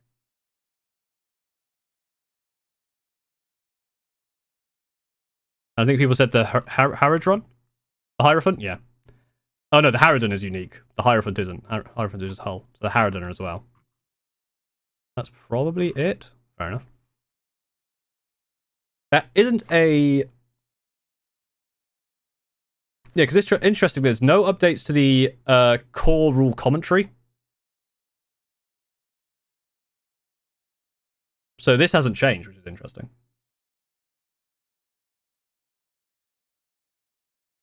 Is there any difference of points? Something interesting updates? There's quite a lot of interesting stuff. Sure enough, you can search for unique. Yeah, but that would require me being smart. Is the problem.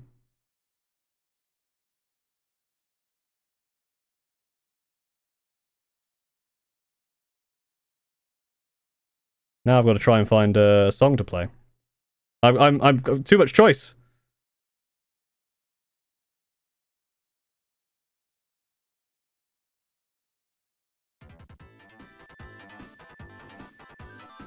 The biggest ones are Sister's got a lot of buffs.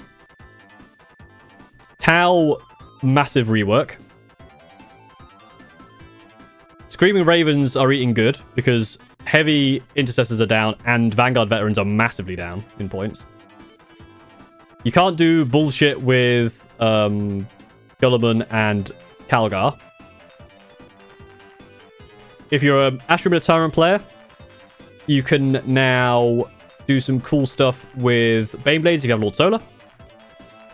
AdMech, Castellan Robots, and Cybernetic and Data Smith are now you just get the army rule all the time, which is good. There's a new Dark Angels attachment, looks cool. There's a new Tyranid Ravener Burrower detachment, looks cool. There is a new Word Bearers Chaos detachment, looks cool. If you're a Spee Freaks Orc Enjoyer, you're eating good. If you're a Blood Angels player, you're eating good. If you're a Black Templar player, you're eating good. With G-Man and Papa Spurs. So Gulliman now can only do his... They've updated that to be more consistent across the board. Gulliman can now only do his make a CP1 less once per battle round, not once per turn. Because it used to be a battle round, you can do it once in your turn and once in your opponent's turn. Now it's just once in battle round. And to get Marneus Calgar's command point, you have to have him as the Warlord. So you can't take him... You can take him and Gulliman, but Gulliman has to be a Warlord, so you don't get the command point from Marneus if you do. But they did both get buffed in points.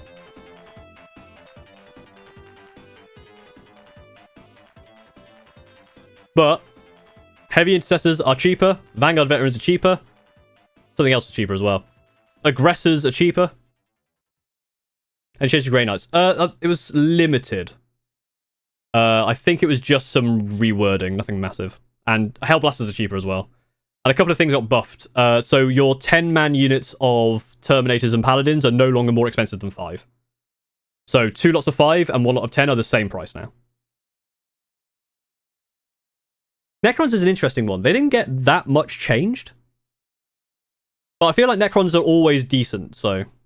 Yeah, Psychophage for Tyranids as well. Massive glow up. Oh, Chaos, Vashtor, and the Lord Discordant. Massive buffs. Huge buffs to those. Lord Discordant is now a 14-inch move. He has a 4-up invuln, and his weapon is way better. A massive buff. Super cool. I love the Lord Discordant model. It's so cool. When we could buy the Psychophage on its own? Yeah. True. That is one of the problems. Like, same with... It's difficult to find Eradicators. No, Eradicators on their own is fine. There's something in that box. Or maybe I'm thinking of something else. I don't know. So yeah, what are people's thoughts? I know I've rambled on.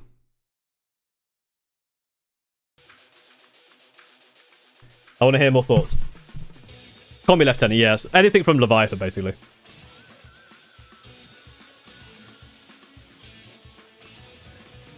It's just a nerfed Jumungada. I can't say that. From the previous editions. I mean, is it nerfed or is it now just fitting in line with 10th? Because obviously previous edition stuff was massively... Just loads of stupid stuff. It's new for 10th, right?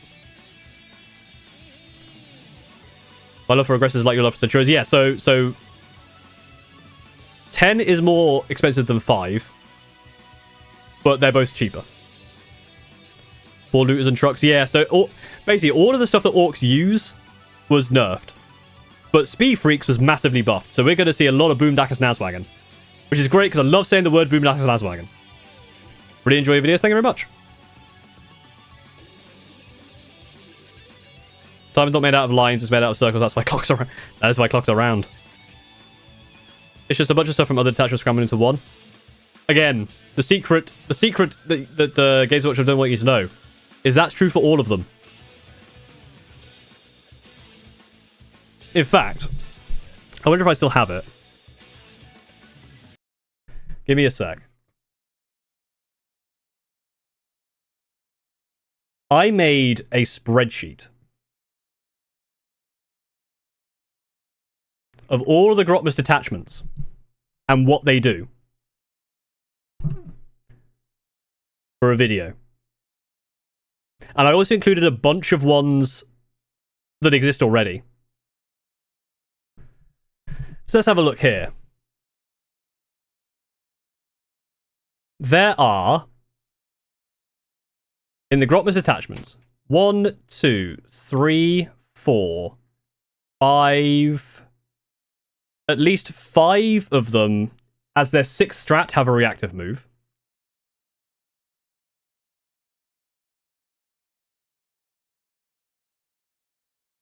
What were the other ones though? Quite a lot. 1, 2, 3. Yeah, that's not as many as I thought. There was one of these. I need to find it now. There was one of these that was mad. Like everything. Oh yeah, move through terrain. Strat 4. 1, 2, 3, 4, 5. 6? No, 5. There are 5 of them that have move through terrain as a thing. In Strat 4, specifically. But the way it works is that you've got a collection of all of these things, but you're building them around a certain unit. So, yes, all of them have like move through terrain, but it's move through terrain if you're near Terminators, or near borrowing units, or near flying units, or near transports. You know what I mean? Like, they're the same rule, but applied differently. And it's how that difference is applied, which is really interesting. That's why the best rules from the Grotmus ones, ones that people remember, stuff like Reaper's Wager, are the ones that are really, really interesting. Because you can get away with stuff. But here's the other weird secret. Is you go, wow, that means they're not very creative. Because you can look at some of the stuff like, I have Penitent Host, Real Space Raiders, Teleport Strike Force, Vanguard Spearhead, Cult of Magic, and Dread Mob in here as well. And you see a lot of the same things as well, like Feel No Pain, or Sticky on Death, or, where's one that's quite interesting? Yeah, here's another 6-inch, or, putting things into reserves. All of those things. But then I also took my homemade Screaming Raven one. And it's all the same shit. D6 inches when an enemy is close. A unit gains stealth. Land. Declare a charge after disembark. They're all the same. Just applied differently. And that's I think the core benefit of 10th edition. Is if you look at it from a high view, it's like, yes, it's a lot of the same stuff. But applied in a way that makes things super thematic. You don't have to worry about all the different things. You can kind of have you can get the good rules, piece them together as a puzzle around a theme based on working with a certain unit that you want to encourage within that detachment. And then you can start adding like fun little extra things, like Reaper's Wager, having the Harlequin fighting back and forth. Then if you look at the Reaper's Wager, if I find it, unit gains stealth and infiltrate. You can reroll charges. You can get lethals or sustained. That's a big one that comes up a lot. One that comes up a lot is you can get lethals or sustained, or both if you do X. Here's another one. Strat 2. 1, 2, 3, 4. 5, I think. At least 5 fight backs on death. Just on strat number 2. But again, it's how that is applied. So, for example, Chaos Space Marines, 4 plus fight back on death. The damned are at -1. Drukhari, 4 plus fight back on death. The loser is on +1. It's very, very different. Even though it's the same rule, right? You both the same rules over and over, making it boring, but because there's a bajillion combinations, there are often counterintuitive, you need to remember them as if they are unique. I don't think so. I think it's a case of what they could do. They could definitely do a lot more things where they make them kind of make them keyworded rules, right? That's the one thing they could do. So like a fight back on death could be called like a 4 plus retaliate. So you just have the retaliate keyword, so you don't have to keep going on you fight back on death, blah blah blah blah blah. You just have retaliate and then it goes somewhere, right?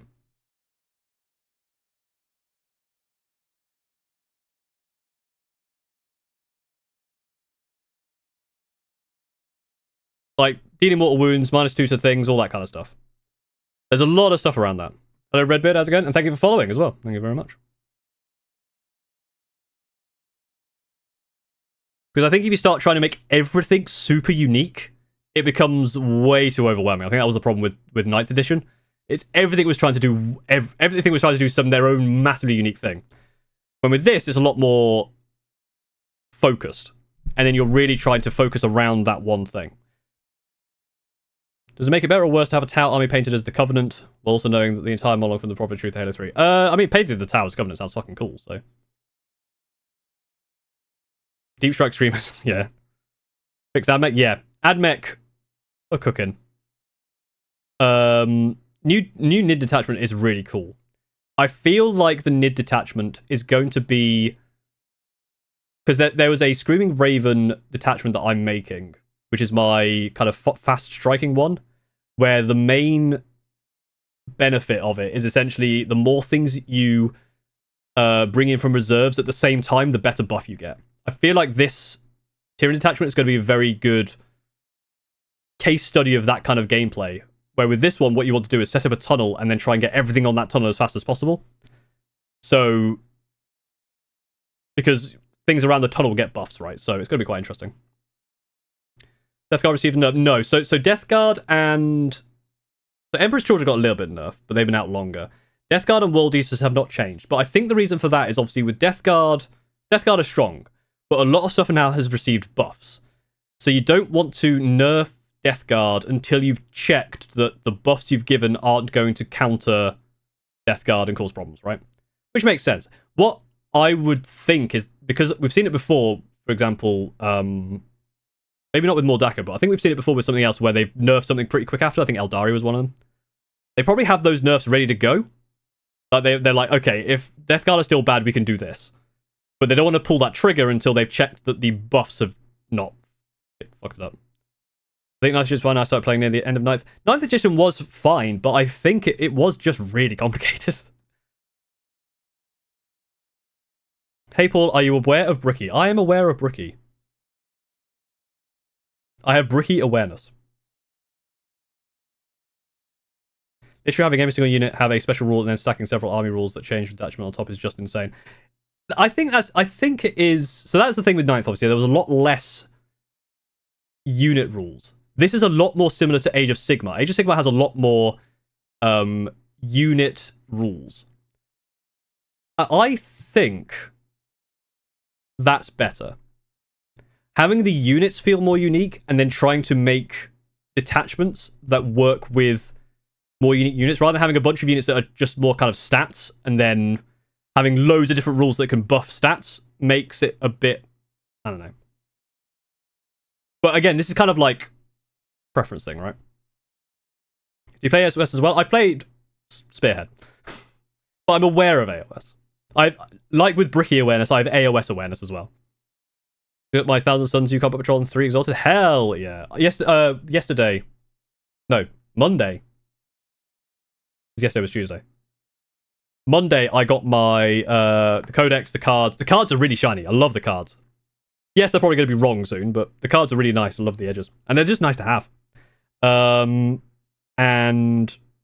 I got the box with the robots in it. So I'll probably build some of them soon. I have a horrible, stupid stream idea. But I was watching Sorted Food, and they did a can a chef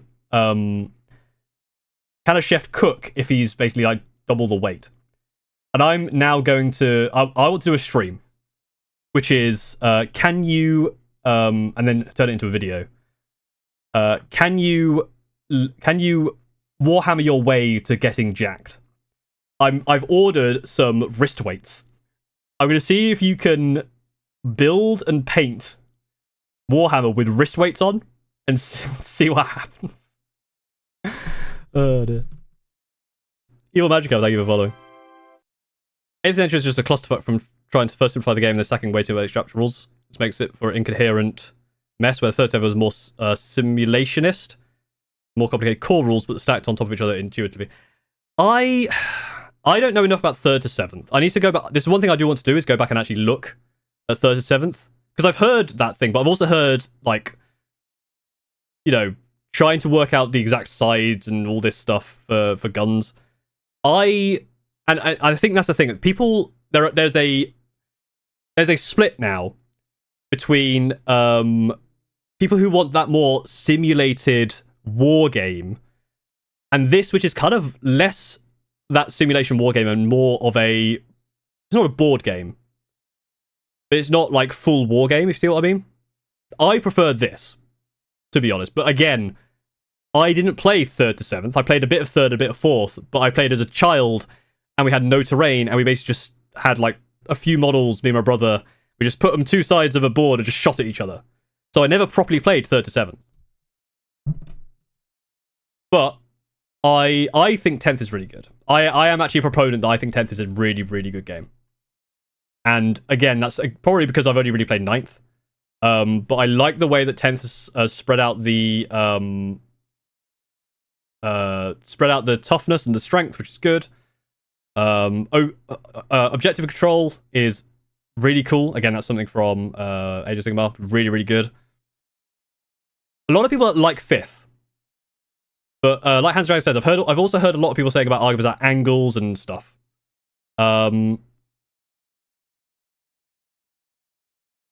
Yeah, they should have sticked with one side. Currently, it looks like they've offered the worst of both. There are reasons why people leave. I am gonna citation needed on the reason people keep leaving, because I think 10th edition is getting more and more popular, if anything. Feels like it's overcomplicated. Starting Warhammer, any edition is going to be complicated. That is the thing. I do want to work something else again. I've got all these things I'm working on, which I'm struggling to work on, find time. I want to find I want to make essentially a tutorial mission. Well, there's people leaving for Grimdark Future. It does simplified version of 8th edition attempted, but keeps simple. I don't think people are. Maybe they are in your local area, but all I'm seeing when I'm going to tournaments is more and more people. And more people getting involved. And I think the problem is people, like, I've played Grimdark Future, I played one-page rules. I don't think it takes away from Warhammer. I think it's just another game to add on, because I think it's so different. But the tournaments around me are getting more and more popular, and there's more of them. I don't think people are leaving 10th edition at the moment. I think people are actually going into 10th edition, but I think the people that are leaving 10th edition are the ones that want that simulated game. But because the 10th edition has a more wider appeal, I think there are more people getting into it. Like Cedron said, Spearhead is fucking fantastic. Spearhead's great. Steve and I could pick up Spearhead immediately. I asked my local one if you could mix HH of 40k, and now my head feels like it's exploding. A quick collection difference in 10th and HH. Yeah, exactly. Finding game that suits them better, but next wave of recruits are still being aboard. That's the thing. Like, there will always be people on and off boarding, right? From the game. Evil Magic Up, did I say thank you for following? Maybe I did. But I think it is increasing in popularity. From what the people at the South Coast Super Major said, this year's South Coast Super Major was twice as popular as 2024's. Twice as popular. Mad.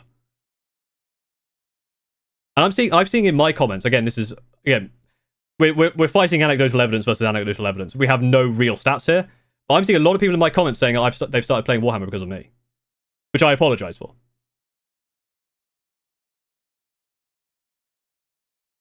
I think price is the main reason for anyone leaving. Yeah, price is definitely a thing, but you can get stuff cheaper elsewhere. Very entire tabletop is currently growing ever since Kickstarter explosion. We should have more concrete numbers to look out for. Yeah, that's the thing. I think you might be right there. Sorry, I'm gonna get your name wrong. Uterefson? Sorry if I get your name wrong. I think you're right. Like, the entire tabletop game and hobby it's exploded over the past 5 years. Same with stuff like D&D, right? Like, if you think about D&D, MCDM has a game coming out. Critical Role has a game coming out. There's all these new games coming out. You know, you've got Trench Crusade that's coming out. You've got, Horus Heresy. You've got one-page rules. The entire tabletop hobby is exploding. And again, it's going to be down to your area of where you're exploding into. You see what I mean?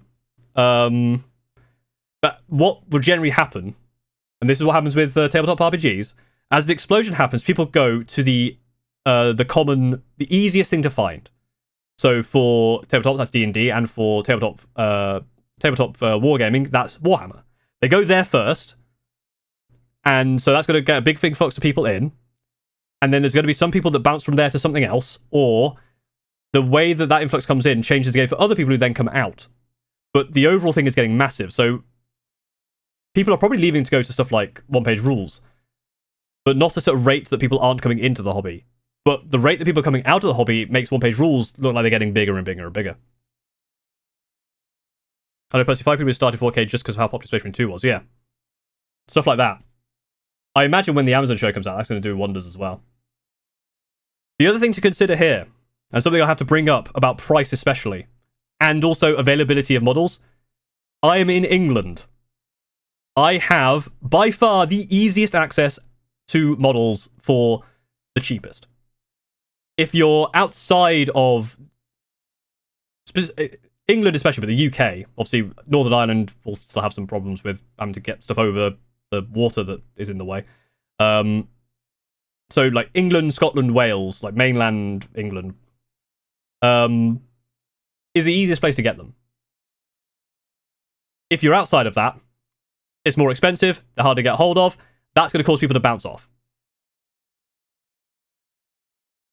Why don't they just drain the water so they can build a road? Why would they drain the water to build a road when they can build a bridge? Because if you drain the water, you're going to have to do a massive hill to go down and back up, like a big fucking... I was at LVO last year, we had almost 1,200 players at 40k alone. Jesus. So if anyone had told me you sometimes need 2 kill team boxes to just get me 1 useful kill team, I would never have got the starter box 2 years ago. Here I am having a whole Space Marine set for Combat Patrol. That's the other thing, is stuff like Combat Patrol magazines are really, really good for getting into it. Some of them are super cheap. Like, as in super cheap for what you get in the box, right?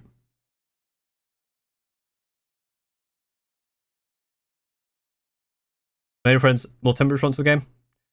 The reason I think millennials had a more temperate response to the game is because millennials, which I am one of, we're old.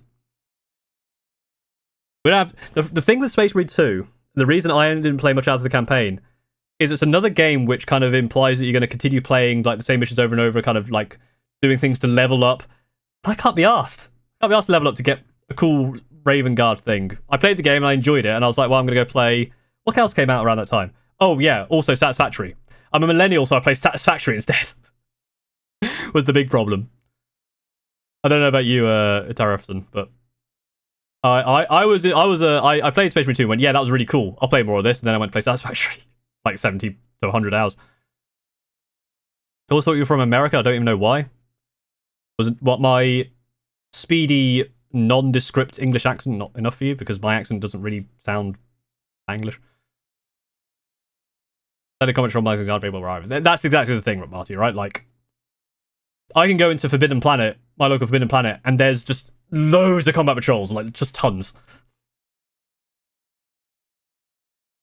The horrible production rates. They are hopefully increasing that because they've got their new building. That is something they have been working on, right? Well, it feels like a modern Space Marine 1, unless it's a full sequel. I still pretty much agree it's more like a mid-tier. Really? Oh wow! I thought it was fantastic. I thought it was a lot because I played Space Marine 1 just before Space Marine 2. I had a really good time. Play a game. I want to start playing Timberborn. Timberborn looks really fun. I bought it. I haven't played it.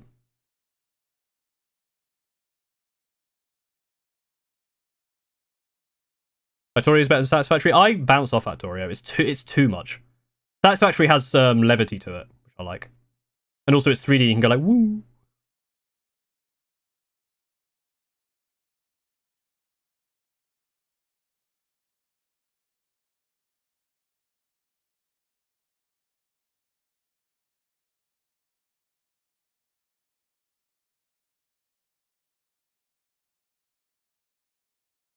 I think it's one of those things where I don't think it's a millennial Gen Z split.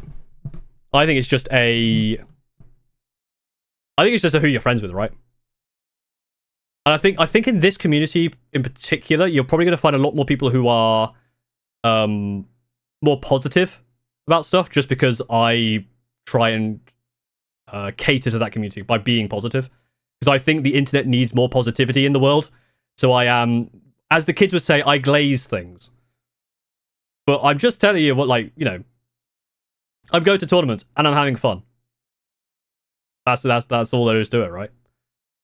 And I think if I was younger, I probably would be more on the like, oh, you know, trying to find complaining and whatever. But I got to the point in my life, probably around turning 30-ish, where I was just like, I can't be arsed with negativity anymore. It's just it's such a fucking pain in the ass. Like, I just want to be like, being funny and just being a goofball and having fun is like, the more you do that and the less you're negative, it's just more fun. So, and again, this 80 Centurions, like, am I going to win every game? No, but fucking, it's hilarious. It's great. And I want my channel to be more of that, so I'm not going to kind of do... if I do complaining stuff, again, the Guard video is a good example of a video where I'm complaining and being negative, but it's obviously a shitpost because I start going down a rabbit hole of mental trauma bullshit, and it's like... my channel isn't serious, right?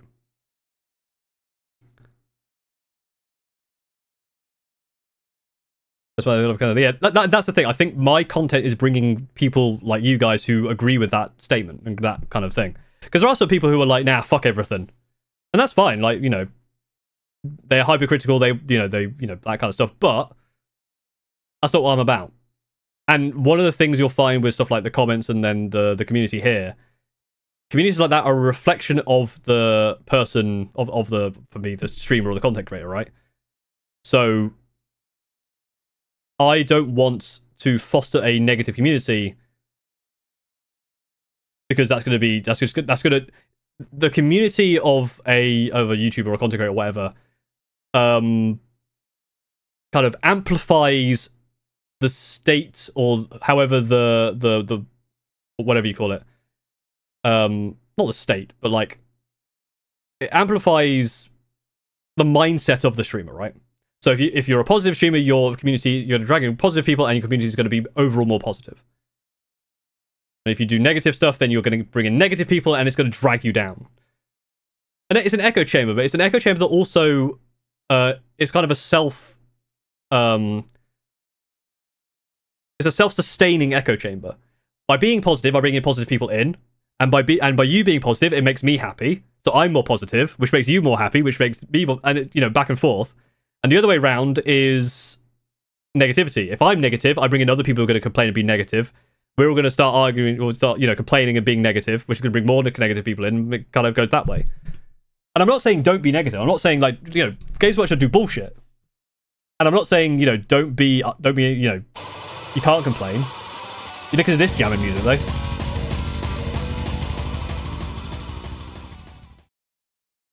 Thanks for your contributions to the community. And thank you very much, my life, for the resubscription. Thank you very much. How's a German? I have to ask what is happy. That's true. If you're German, you're just neutral. German streamers and all German communities, they're just net neutral. Polish nations are cherry bash to haters. I'm sorry, but you're great at making entertainment videos. How dare you? This is awesome.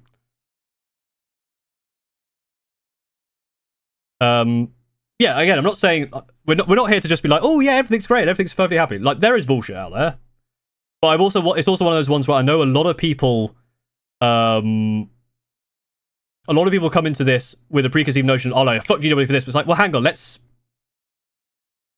peel back the curtain a little bit. That's why one of the things I say about Warhammer when people play about it, it's like, the stuff that Games Workshop does with like the pricing or some of the other bullshit. Or like the game balance or stuff like that. None of it is unique to Warhammer. I'm German, by the way. There you go, you see? Neutral. He's a neutral man. I was born in Germany. Fun fact. I've never been back since. Not positivity to curse, though. I value the opinion of the outer circle far higher than your generic GW shill. I find it easy to just be happy to accept everything's great. That's the thing, right? Like, the reason I'm trying to put positivity into it is because there is a lot of negativity out there. But I'm not going to put in needless positivity. Like, there's a conversation around the pricing, but again, that's why I always say for pricing stuff, like, one, I'm in a good position monetarily wise. Two, I'm in the best place to get Warhammer. And so I understand that the pricing is an issue. But also, it's like, again, pricing is an issue for everything. Everything's going up. And yet it sucks that a corporation is upping the price on their product. Yeah, it's going to happen, right? And it sucks, and it's stupid, and yes, you could buy a 3D printer, and I'd go buy a 3D printer. Do it. But I'm not an economist. I'm not an economy guy. So I don't know the ins and outs. I'm just like, yeah, the pricing sucks. What are you going to do? And what you're going to do is either 3D print, go to a different game. There's lots of options, right? But rather than kind of go down those rabbit holes, the game is still fun. Being negative is so addictive. It is. To be fair, that is the problem, DC. You're actually 100% right. Negativity is addicting. One of my favorite things to do. Thank you very much for the £2. Love the videos. Keep it up, dude. Red heart emoji. Red heart emoji. Thank you very much, Levi Doster. Yeah, one of the what was I saying? I can't remember what I was doing. Addicting, same thing. Yeah, oh yeah, one of my favorite things to do, and you'll see this in videos. It's not real anger, but fake rants and pretending to be angry to make people laugh is fucking funny. I do this with friends where I will just go like, full just like, so let's say we're playing some like Among Us or something. I'll just go like full the angry tirade. We played Undercooked, and I just went full on, like immediately, like, "What the fuck are you doing? Stop that!" And it's just so funny. I was like rolling on the floor laughing, and as was other people. Being angry as a clown is hilarious. David Mitchell, exactly, like that kind of like angry rant for comedy. It's so funny, but I feel like some people need to understand. I don't know. They don't need to understand. I don't know. Again, this is a very weird conversation, right? I normally go secondhand where I can. Yeah, secondhand's a great way to do it. German humor is no laughing matter.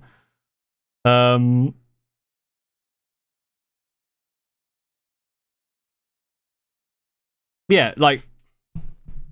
And again, negativity sells on YouTube, right? Like the kind of making a video about negative stuff is going to do better, but also it's then going to attract people who are negative, and I don't want that, right? When are you gonna do review of Discord members' models again? I need to start doing that more regularly. I've just not had time. Yeah, I will carry on with it. I'm obviously falling very, very far behind. I think it's going to be a forever thing. I mean, that is the thing, right? Like, I think it's a case of there are conversations to be had. Not sure the biggest Warhammer channels on YouTube keep glazing companies. I mean, yeah, because, but I think there is a general thing on the internet, and again, it's one of those things. Like, I don't like this word glazing. I don't get it. People are like, oh, they're glazing something. It's like they're just, and again, it's one of those things where you see it online, and one of the other things I don't like is when you try and like, have a counter argument with something, and someone goes, "Oh, you're trying to protect the $1 billion company." It's like, no, I'm just trying to have a fucking conversation. Not that I make any comments online because I don't want to waste my time with that, but it's that kind of thing, right? Where, again, it's there are conversations to be had about pricing, culture, whatever, rules, but it's a lot more interesting to me to do the things that I'm enjoying, like talking about the tournaments is a lot of fun. And just making shitposts, basically. That's the story. That single garment beat 5 Screaming Raven Centurions in a 5v1 fight. Oh, I'd burn the book. I'd burn all the books. I'd burn down every bookshop I could find. And I'd burn James' workshop himself. Let's talk about glazing when we talk about why it's one of the best paintings. Oh, that's a great idea for a video. Or at least a title where it's like, Paul Glaze's the new Thousand Suns release, and it's actually just me glazing. Like the actual... I don't know, there's a joke in there.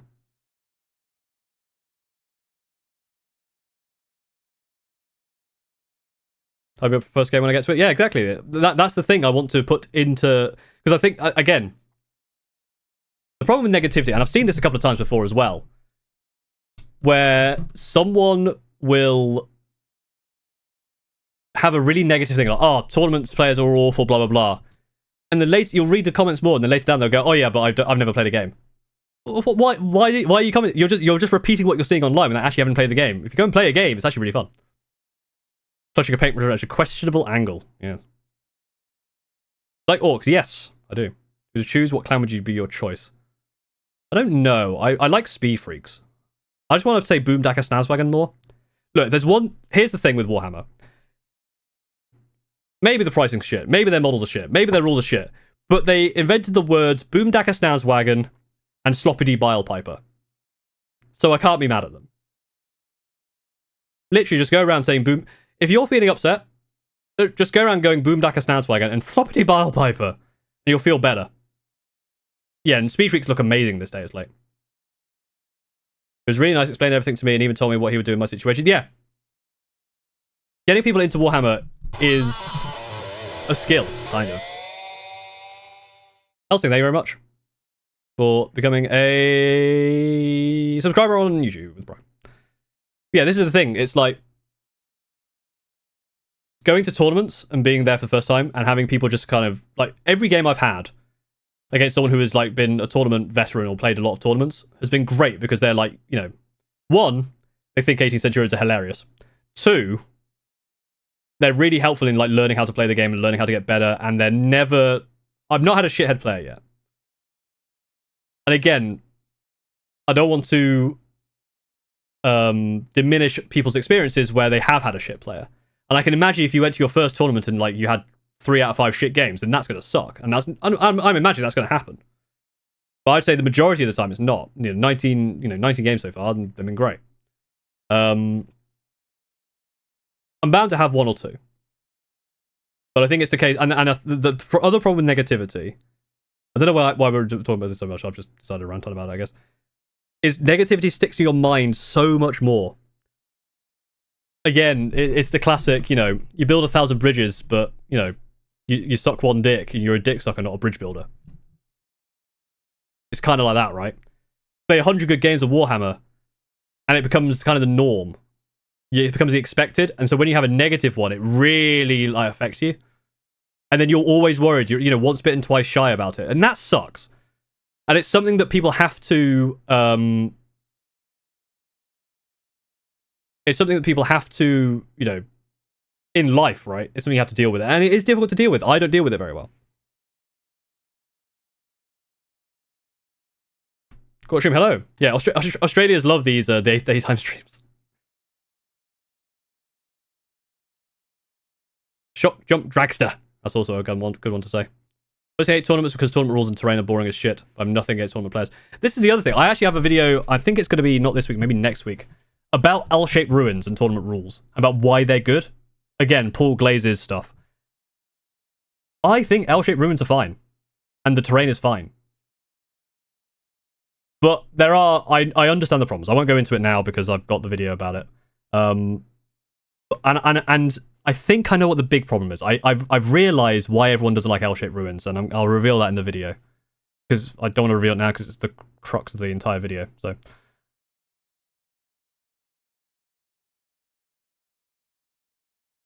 Yes, it's another rage bait video, essentially. and again, like my It's Okay to Be Grey video, it's all about, the 40k is such a massive, wide hobby. There are some people who just watch lore videos. They've never painted a model, never bought a model, they never played a game. They just love the lore. There are some people like me who don't really know much about the lore. They like building stuff, like painting, but they love playing the game. And I think that's one of the things that I love. Just playing in jungle, hills, covered play. Yeah, so I will go over that in the video. Because I think there is a reason for that. I used to play 7th, and I currently play Horus Heresy. One of the big problems with 10th is a lot of the flavour and most of the armies isn't there. This is the other thing, is I find that the flavor for armies is there. But again, this is one of those conversations where I feel like I could do an entire stream about this, where we're going in, like I did with the guard stream, going into like what flavor do you think is missing? Because again, you used to play 7th. I never played 7th, so I don't know what was there, if you see what I mean.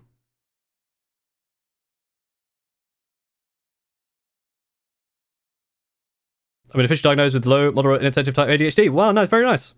4 meds to wait for a red to roll. Oof.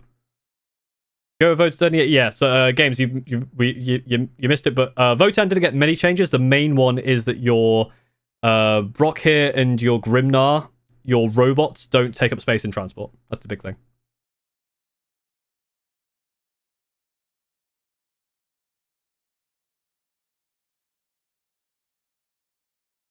Just thinking of rules for any other type of terrain.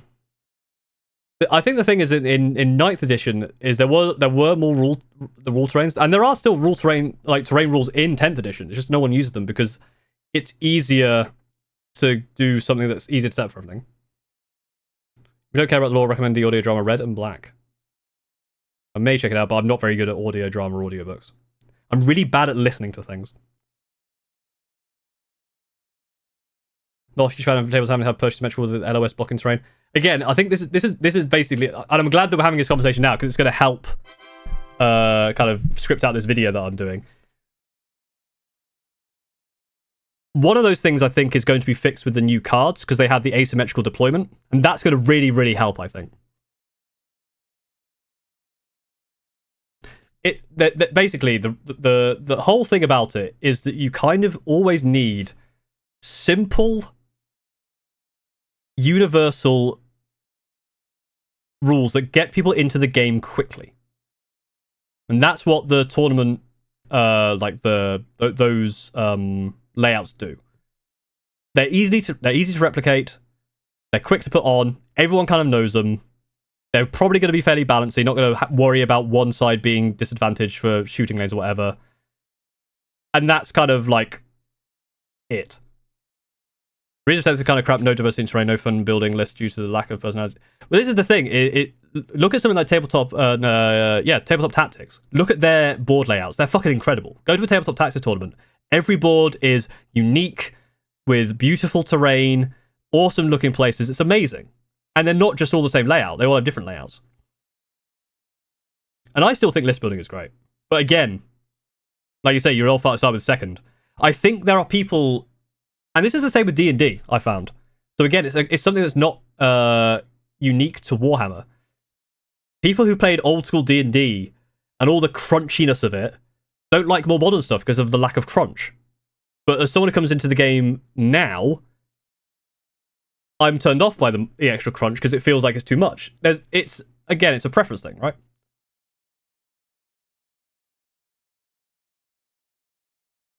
Most of the flavor I'm talking about is the tactical squads and how 5-man and 10-man units were completely different. Played Deathwatch and a lot of cool units, weapons are just gone. Yeah, again, there's going to be some armies, especially Deathwatch, where there was so much uniqueness that has been taken out for simplicity, and I get that. System Battle Omnibus. Okay, I definitely, some of the ADHD I find listening to such things. This is the interesting thing about that one. With my ADHD, I'm terrible at listening things or doing something else, because I'll focus on the other thing and I'll just start drowning out the sound. If I'm listening to something, I have to listen to it. Like with Jimmy, I get distracted and stop listening. Yeah, they need combat patrol to be as good as Spearhead as well. Yeah, the thing with the list building is I made a list with 18th century. I've got loads of funny lists for my Screaming Ravens. Loads of different ones that are all fairly flavorful. I don't actually need a Hexman right now, but thank you for offering. I definitely want to go through, because I have the 3rd edition rules back there. Like, I have them from when I was a kid. I could definitely see something like that. Fake Sisters? Hell yeah. I decided to make playing with bikes feel bad. It depends what army. I guess the mounted stuff. Yeah, mounted going through walls is the most annoying thing. But there's some armies that do bikes pretty well. Couldn't think of one off the top of my head. Psychic phase is one of the worst changes to simplicity. I disagree. But I think they should do what Age of Sigmar. The Psychic phase... Well, one, the Thousand Suns have kind of got their Psychic phase back, kind of. The Psychic phase should be split into other phases. I can kind of see the thing of, like, yes, your units, rules, and the weapons just being Psychic isn't the same. I can definitely see that. I think the Psychic phase shouldn't be its own phase. It should be spread throughout the other phases, especially like Command phase. I don't know about being able to choose spells, because that, again, that's another thing to think about in the list building stage, which becomes a bit crunchy.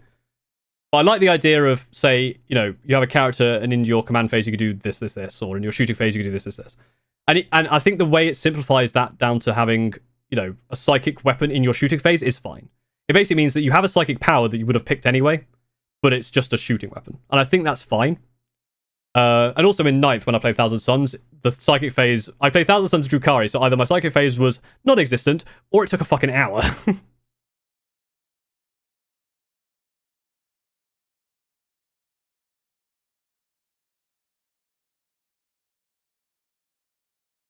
That should be more common.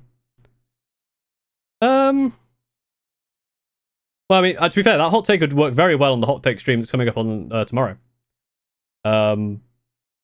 I don't mind the removal of psychic phase, but I think it was heavy-handed.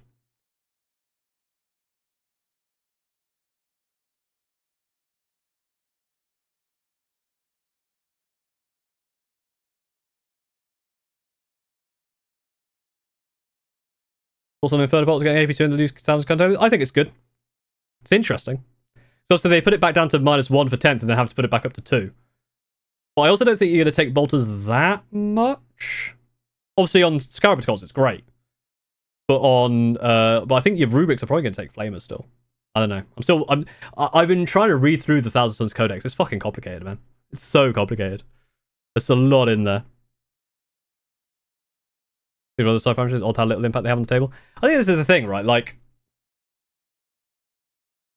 Thousand Suns was an interesting one because I liked the way that rather than picking a spell, you pick essentially a character, and each character has a different thing it does for the unit, so you can then mix and match which ones go in which units, which I think is kind of cool. I do like the way that works. And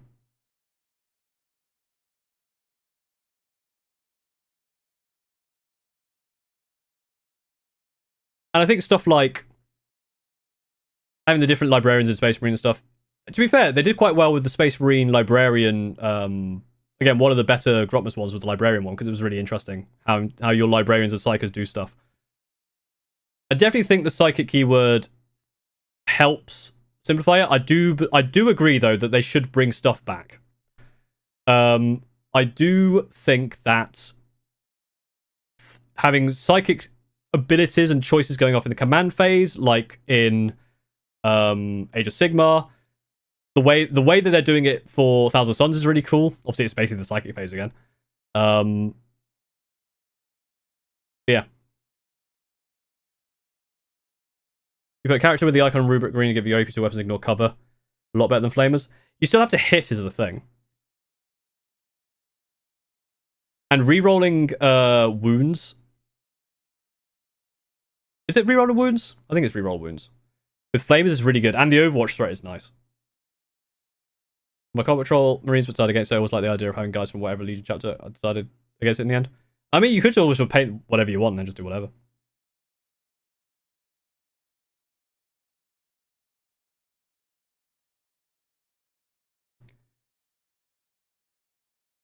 Also, really get lethals on top of reroll ones to wound.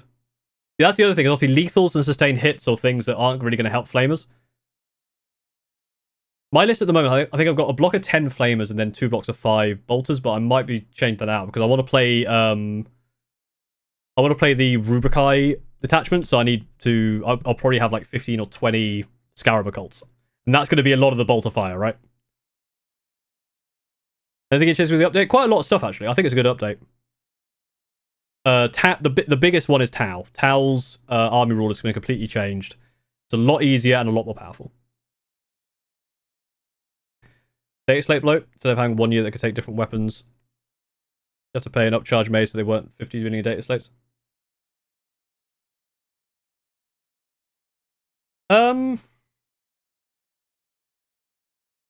I can kind of see it. It doesn't happen that often, though, realistically. And I do think it's... I don't mind it. I can definitely see why you think it... I could see why people don't like it, but I don't really mind it.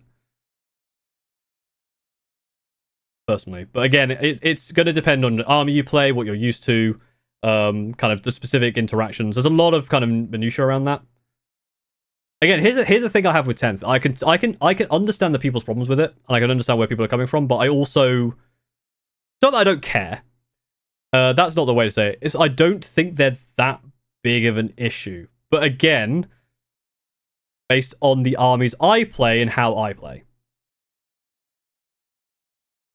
I mean, for example, let's say that Centurions had... There was suddenly Assault Centurions with Melter and then Assault Centurions with Flamer as two different data sheets. Suddenly they're like, hey, I can get more Centurions. When we're going to finish the OG Game Boy theme Marine, its name will be Paul. Hell yeah. Have to do some inspiration. Awesome. That sounds cool. Love to see it.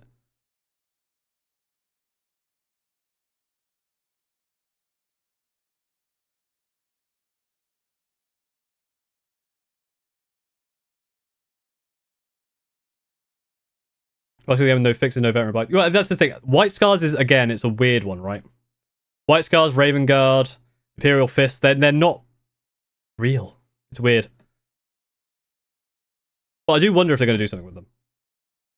Again, this is another problem I think Warhammer has is, and this is, again, it's not an exclusive problem with Warhammer because I've seen it in other games. There are some, low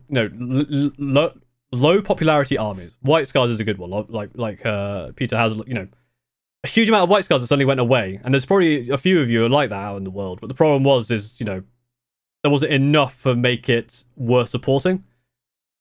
I've seen this in League of Legends where they've reworked characters, and the 5 people who played old Aatrox are really unhappy, but new Aatrox is fucking fantastic. So, and again, it sucks. I'm not saying it doesn't suck. I'm not saying you can't complain about it. You can't be mad about it. You can, because it does suck. But it's one of those things where, it happens. It kind of sucks. Maybe I'm just being negative about it. Try to say other people shouldn't enjoy it. Yeah, that's the thing. I think, again, this goes back to the negativity thing.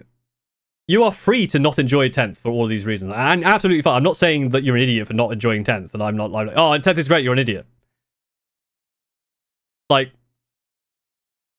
and again, this is the other thing with negativity. Obviously, when you play a game of 10th, if you do play games of 10th, you're going in with that negativity in mind, so it's already kind of tilting you that way, which is understandable. That's how the human nature works. I had that when I played one game of Middle Earth Battle Sim Ground, whatever it's called. But then, some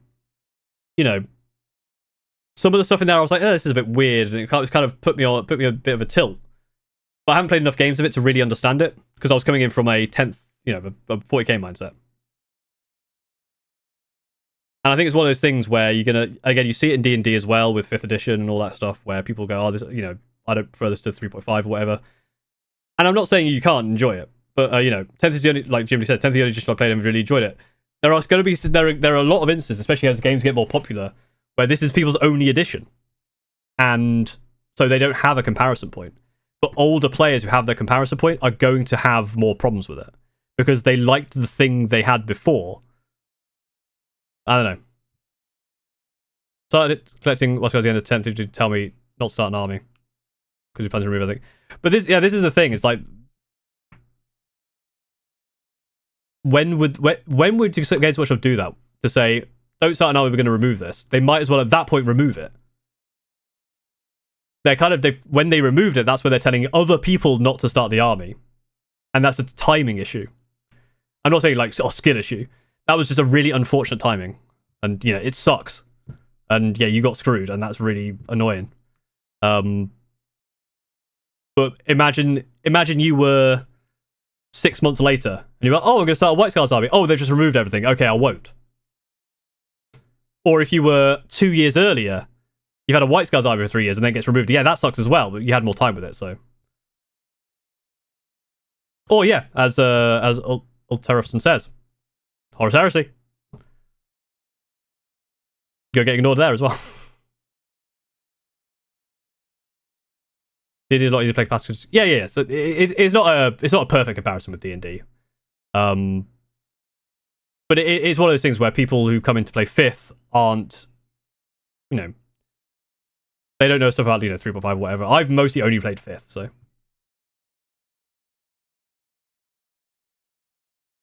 Wishlist for 11th. I think they should go. I think 11th, they just need to refine 10th. So all the changes they've done here so far, kind of codify all the changes they've made over time. I think the biggest thing they need to do in 11th is not really game related. It's how they present the game. Free rules, or attach it to Warhammer Plus subscription to get all the rules on the app. Free all of those updates. Make the codexes more fluffy and more painting stuff, more, a nice book to buy. You can keep the rules in there, but go in with the thing that you'll get the app. You can still give the people who buy the codex the code for the app, so they don't have to get a Warhammer Plus subscription to get everything if they don't want to. I don't agree with people who say they should change. Like I said, people think they should change the dice. Why? D6s are so easy to get. D12s are nice, but I think D6s are fine.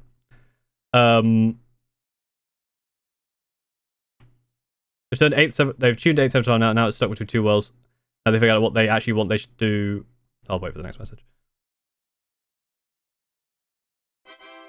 Hybrid Hawk, thank you for following. Yeah, finding people to play older edition 4K is impossible, right? Make Centurions battle line. New Centurions. Oh, the biggest thing. Biggest thing. War gear options I'm fine with keeping as is, because I've talked about that before. No more true line of sight. Kill team does line of sight from base to base. Make line of sight base to base. Or hull to base. It's so much easier. You don't have to worry about wings or flags or all that stuff. Make it base to base.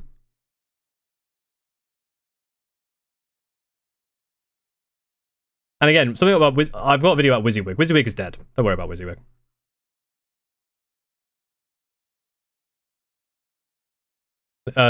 They should do a rework of and actually write the rules towards that vision.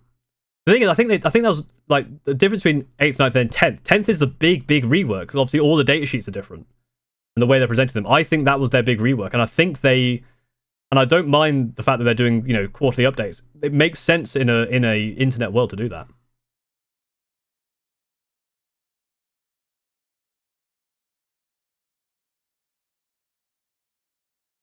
Not play Satisfactory was too slow for me. I found I like Satisfactory. I found Factorio overwhelming. I thought they were experimenting. Not is the time to put the results in use. Again, because I've only played 9th and 10th, I don't know about the whole thing. But I feel like they did a big rework 9th to 10th. I think that's where they want to go. Silhouette system for Infinity is the best. Essentially, for rules purposes, every unit is a cylinder with predefined dimensions per unit type. I wouldn't mind a cylinder system. I think base to base works well just because of base to base works really nicely because it just means you're not worried about the model, and then you can really get into the hobby more because you do whatever you want with the model. You can make it look ridiculous as long as the base is the same. Too much emphasis on big name canon factions. I feel like there's always creativity and variety on the table. I don't think that's true. Again, I play Screaming Ravens. I play my own thing. I feel like that's a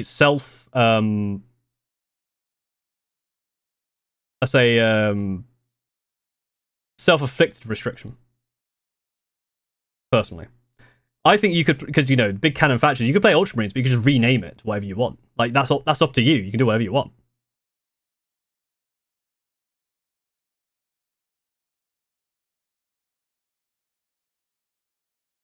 Magnus retcon where it doesn't fight Russ. I haven't read the books.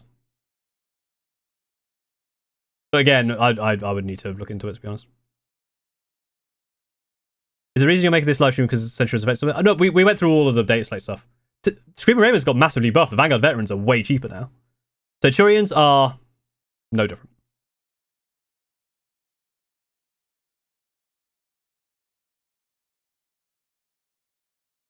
Don't see many people actually doing it though. When be the change you want to see in the world. I've seen a Seraphon World Eaters army, a horrific nightmare Void Baby Knight army.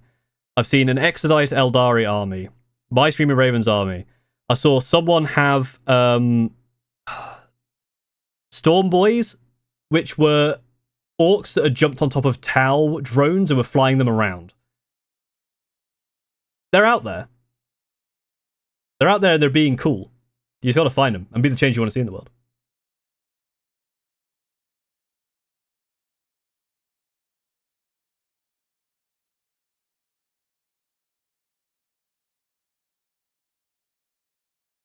And less rules.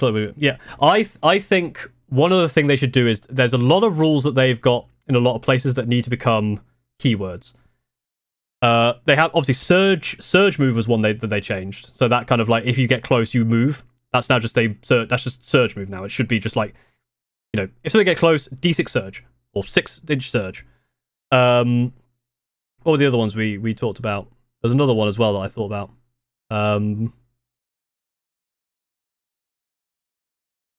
Moving through terrain. That could be a keyword rather than saying, oh, you can move through terrain, just like it becomes this keyword. State of Tyranids. I haven't seen anyone do that myself, but I've heard it's good. Oh, I saw I saw Squig Tyranids. Squigganids I've seen, which is fucking great.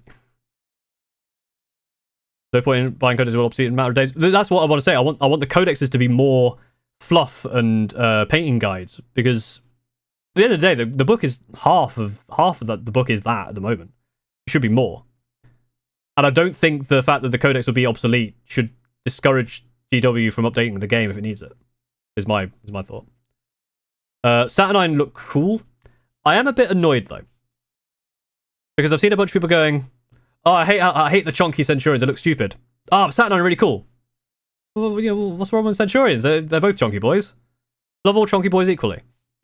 I will probably get that box because I want the models. Ghost Stodies, that's awesome. Oh, Cheese Stealer Cults is a big one.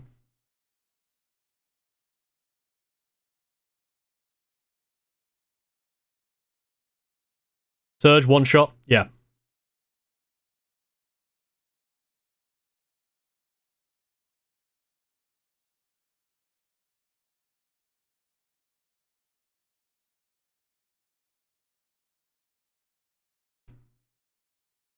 Also Crusade rules. I haven't played much Crusade recently, but I do like Crusade. Again, there's a lot of really fun stuff in Crusade. My biggest thing that I tell people about Crusade is Steve had a Lone Op Knight. A Lone Op Chaos Knight. A Chaos Knight with massively buffed autocannons, but you couldn't hurt unless you were within 12 inches of. It gets silly. Is that armor with an armor without enough protection that's the issue? Armor with an armor is great. I love it. So yeah, literally anyone play Centurions in real life? I have seen one other person have Centurions on the table so far. Because I've stolen them all.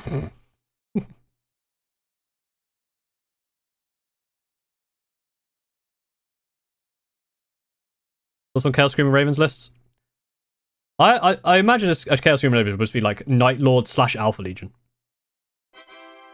The Saturnine stuff looks really cool. Pocket Duck, thank you for following. New Centurion sculpts at least the size of old box knots. They're big boys.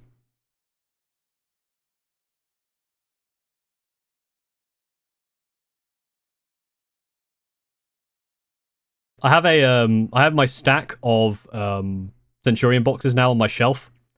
You can't see in the picture because I haven't updated the picture. But I've got a stack of 6 boxes of done Centurions and then 1 unopened, which I'm using for my Chapter Master. But I'm waiting now for the Saturnine. Because that Saturnine guy with the big hammer looks fucking cool. Jenny Man, thank you for following. Do you see if you've ever swapped army list? No, but we do want to do it at some point. Steve's busy at the moment, so we haven't had time to really hang out and play. I want to give him Screaming Ravens and give him the Screaming Raven detachment.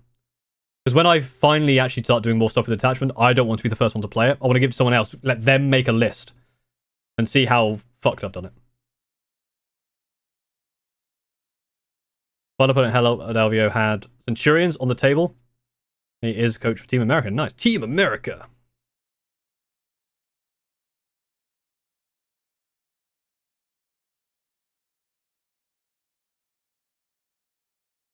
Where's the lamb sauce? What got you into Warhammer in the first place? Steve, basically. I played it as a kid. I've got a whole video about this. If you want more details, the Centurion, the late Centurion video, my 100th video, will probably give you the lowdown. But I played it as a kid. Didn't play it for decades. And Steve was like, "Oh look, Warhammer's cool." I was like, "Oh yeah, I'll get into Warhammer. I'll have a look." And then found the models. Like, "Oh god, these models are cool looking." Centurion slingshot. Think you've never seen a full-size table? How big is a full-size table? 6 foot by 4. What's that? That's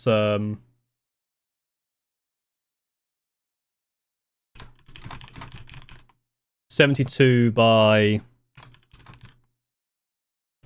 48. I mean, I've probably seen tables that big when I was a kid, but yeah, I've not played on a table that big.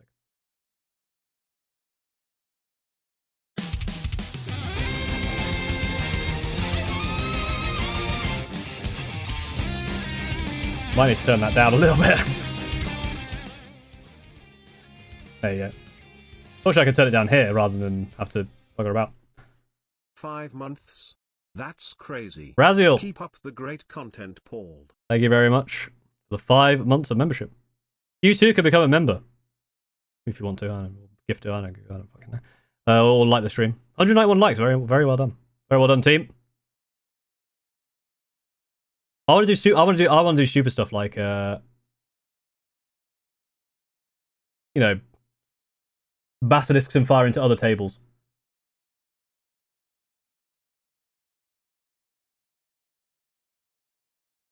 I've got a few ideas, Ultrafson, about Terrafson. I'll get your name wrong eventually. I've got a couple of other ideas. I want to try a couple of different methods of alternative action in 40k. See if that affects things. I want to try a couple of really silly rules. Deltarune today. Yes, Deltarune is today. Unfortunately, I do not have time to play it until the weekend, so no Deltarune spoilers, please. HH's Horus Heresy.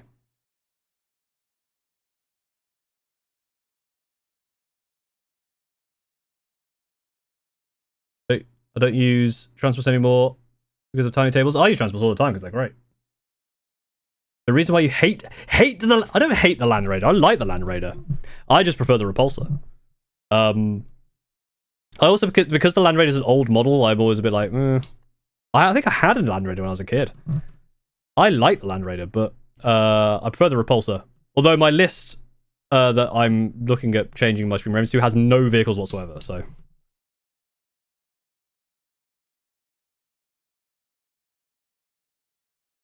But making your own chat to master screen instead of being strike. Yeah, so it's just I've used Strike just because he's a good unit in the game.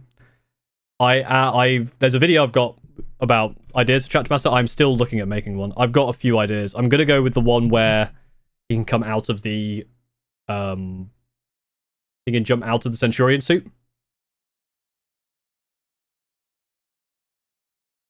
But I need to make the model. I might use the Saturnine stuff as a separate unit. I have an idea for that as well.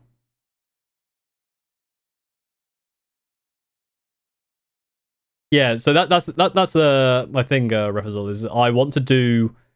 I've basically now decided that I'm going to have a list which is no vehicles, and then a list which is kind of led by my Tech Marine, which has all 3 of the Dreadnoughts, my Storm Raven, both Repulsors, maybe also the Victor Warsuits I have, and then a few Centurions and some other stuff. Just a really silly vehicle list. Yeah, that Tech Marine is. It's a good thing I don't take it I'm not taking it to tournaments anymore, so people can't look at it. It was exclusive. I'll take on Aggressors. I think Aggressors are good. I think they've always been quite good. They are nice and cheap now. I don't think I'll be adding any to my list right now, but they're pretty cool. When you make a Centurion Chapter Master and proxy it as Strike. I think my idea for Centurion Chapter Master is going to be on too big of a base size, and 2, I don't think it'll be. I guess the second half would be Shrike-like, but the second half is probably going to be that model anyway, so I already kind of have a Shrike proxy, I suppose.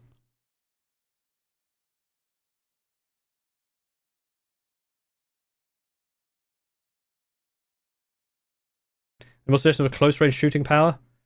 Anything with like a 12 to 24-inch range is fairly close. With a bit of melee punch. I don't know, really.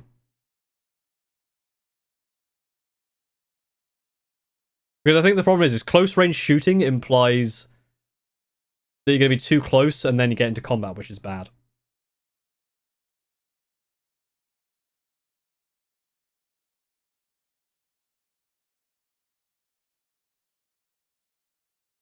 What's the oldest way you could bring Space Marines and Sisters in games or Chaos and Demons together? I mean, again, outside of tournaments, you can do what you want. You want a game which is 50-50 Space Marines and Sisters, do it. It says we had rules to create personalized Marine chapters in Imperial Guard Regiments. Yeah, I mean, that's that. Like, obviously, homebrewing stuff is a pain in the ass. But 10th is easy to homebrew. But the other thing with that is I found in 9th, because 9th had, like, you know, you could do custom stuff, right? I found the problem with that is that there was always just better ones. And that's, again, one of the problems with stuff like War Gear, I find. There's always the best option. And it's very difficult to make two options that are kind of equal for different situations, as well as all the other stuff. But, I don't know. Doesn't need to have melee, just big withering firepower. I think the problem is anything big withering firepower is long range. That's the main thing. This one of the vehicles is Custodians and my vehicle list is Chaos Knight. I mean, Chaos Knight is always going to be all vehicles. You can put vehicles in Custodians, right? You got some grav tanks or whatever. What Ork you recommend that I get? Speed Freaks? I mean, Boomdacker Snazwagon.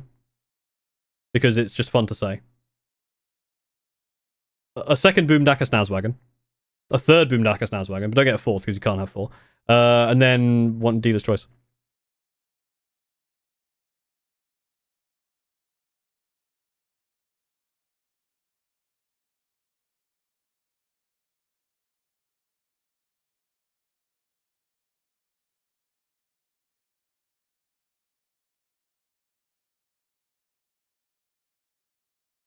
Yeah, new Tyranid changes look really good.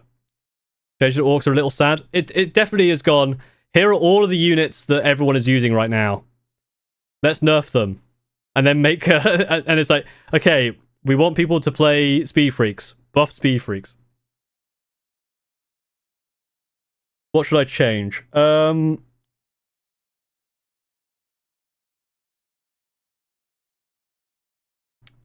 don't know. Remove the Tech Marine and just go characterless and cheat.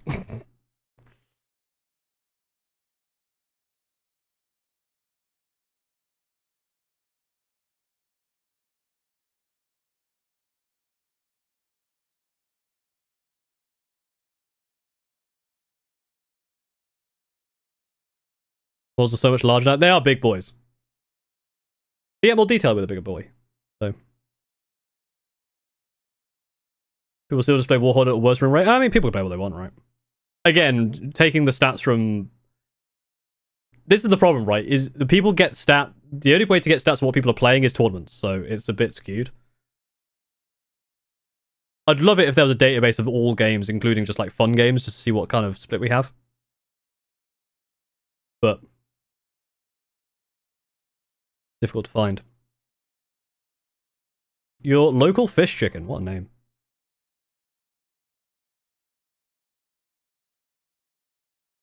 Right, this has been a long stream. Very long stream. I do, however, unfortunately, have to love these and leave these because I need to go and get some lunch. But thank you very much for watching. I had a good time. I'll be back tomorrow with a stream. We'll be doing a hot take stream, hot take court, improved hot take court. What's for lunch? I'm having I make a chicken pasta dish each week because I'm boring. Yeah, need to eat my food, have my pill, carry on editing this video. I had a really, really good stream. This has been a great stream. Thank you very much for support and for hanging out. Maybe we'll do more yapping streams in the future. Yapping streams are fun. Hot Take Court is a yapping stream, essentially, so... go try One Page Rules. Yeah, One Page Rules is fun. I enjoyed it. But yeah, thank you very much for watching. Have a good rest of your day. I'll see you next time.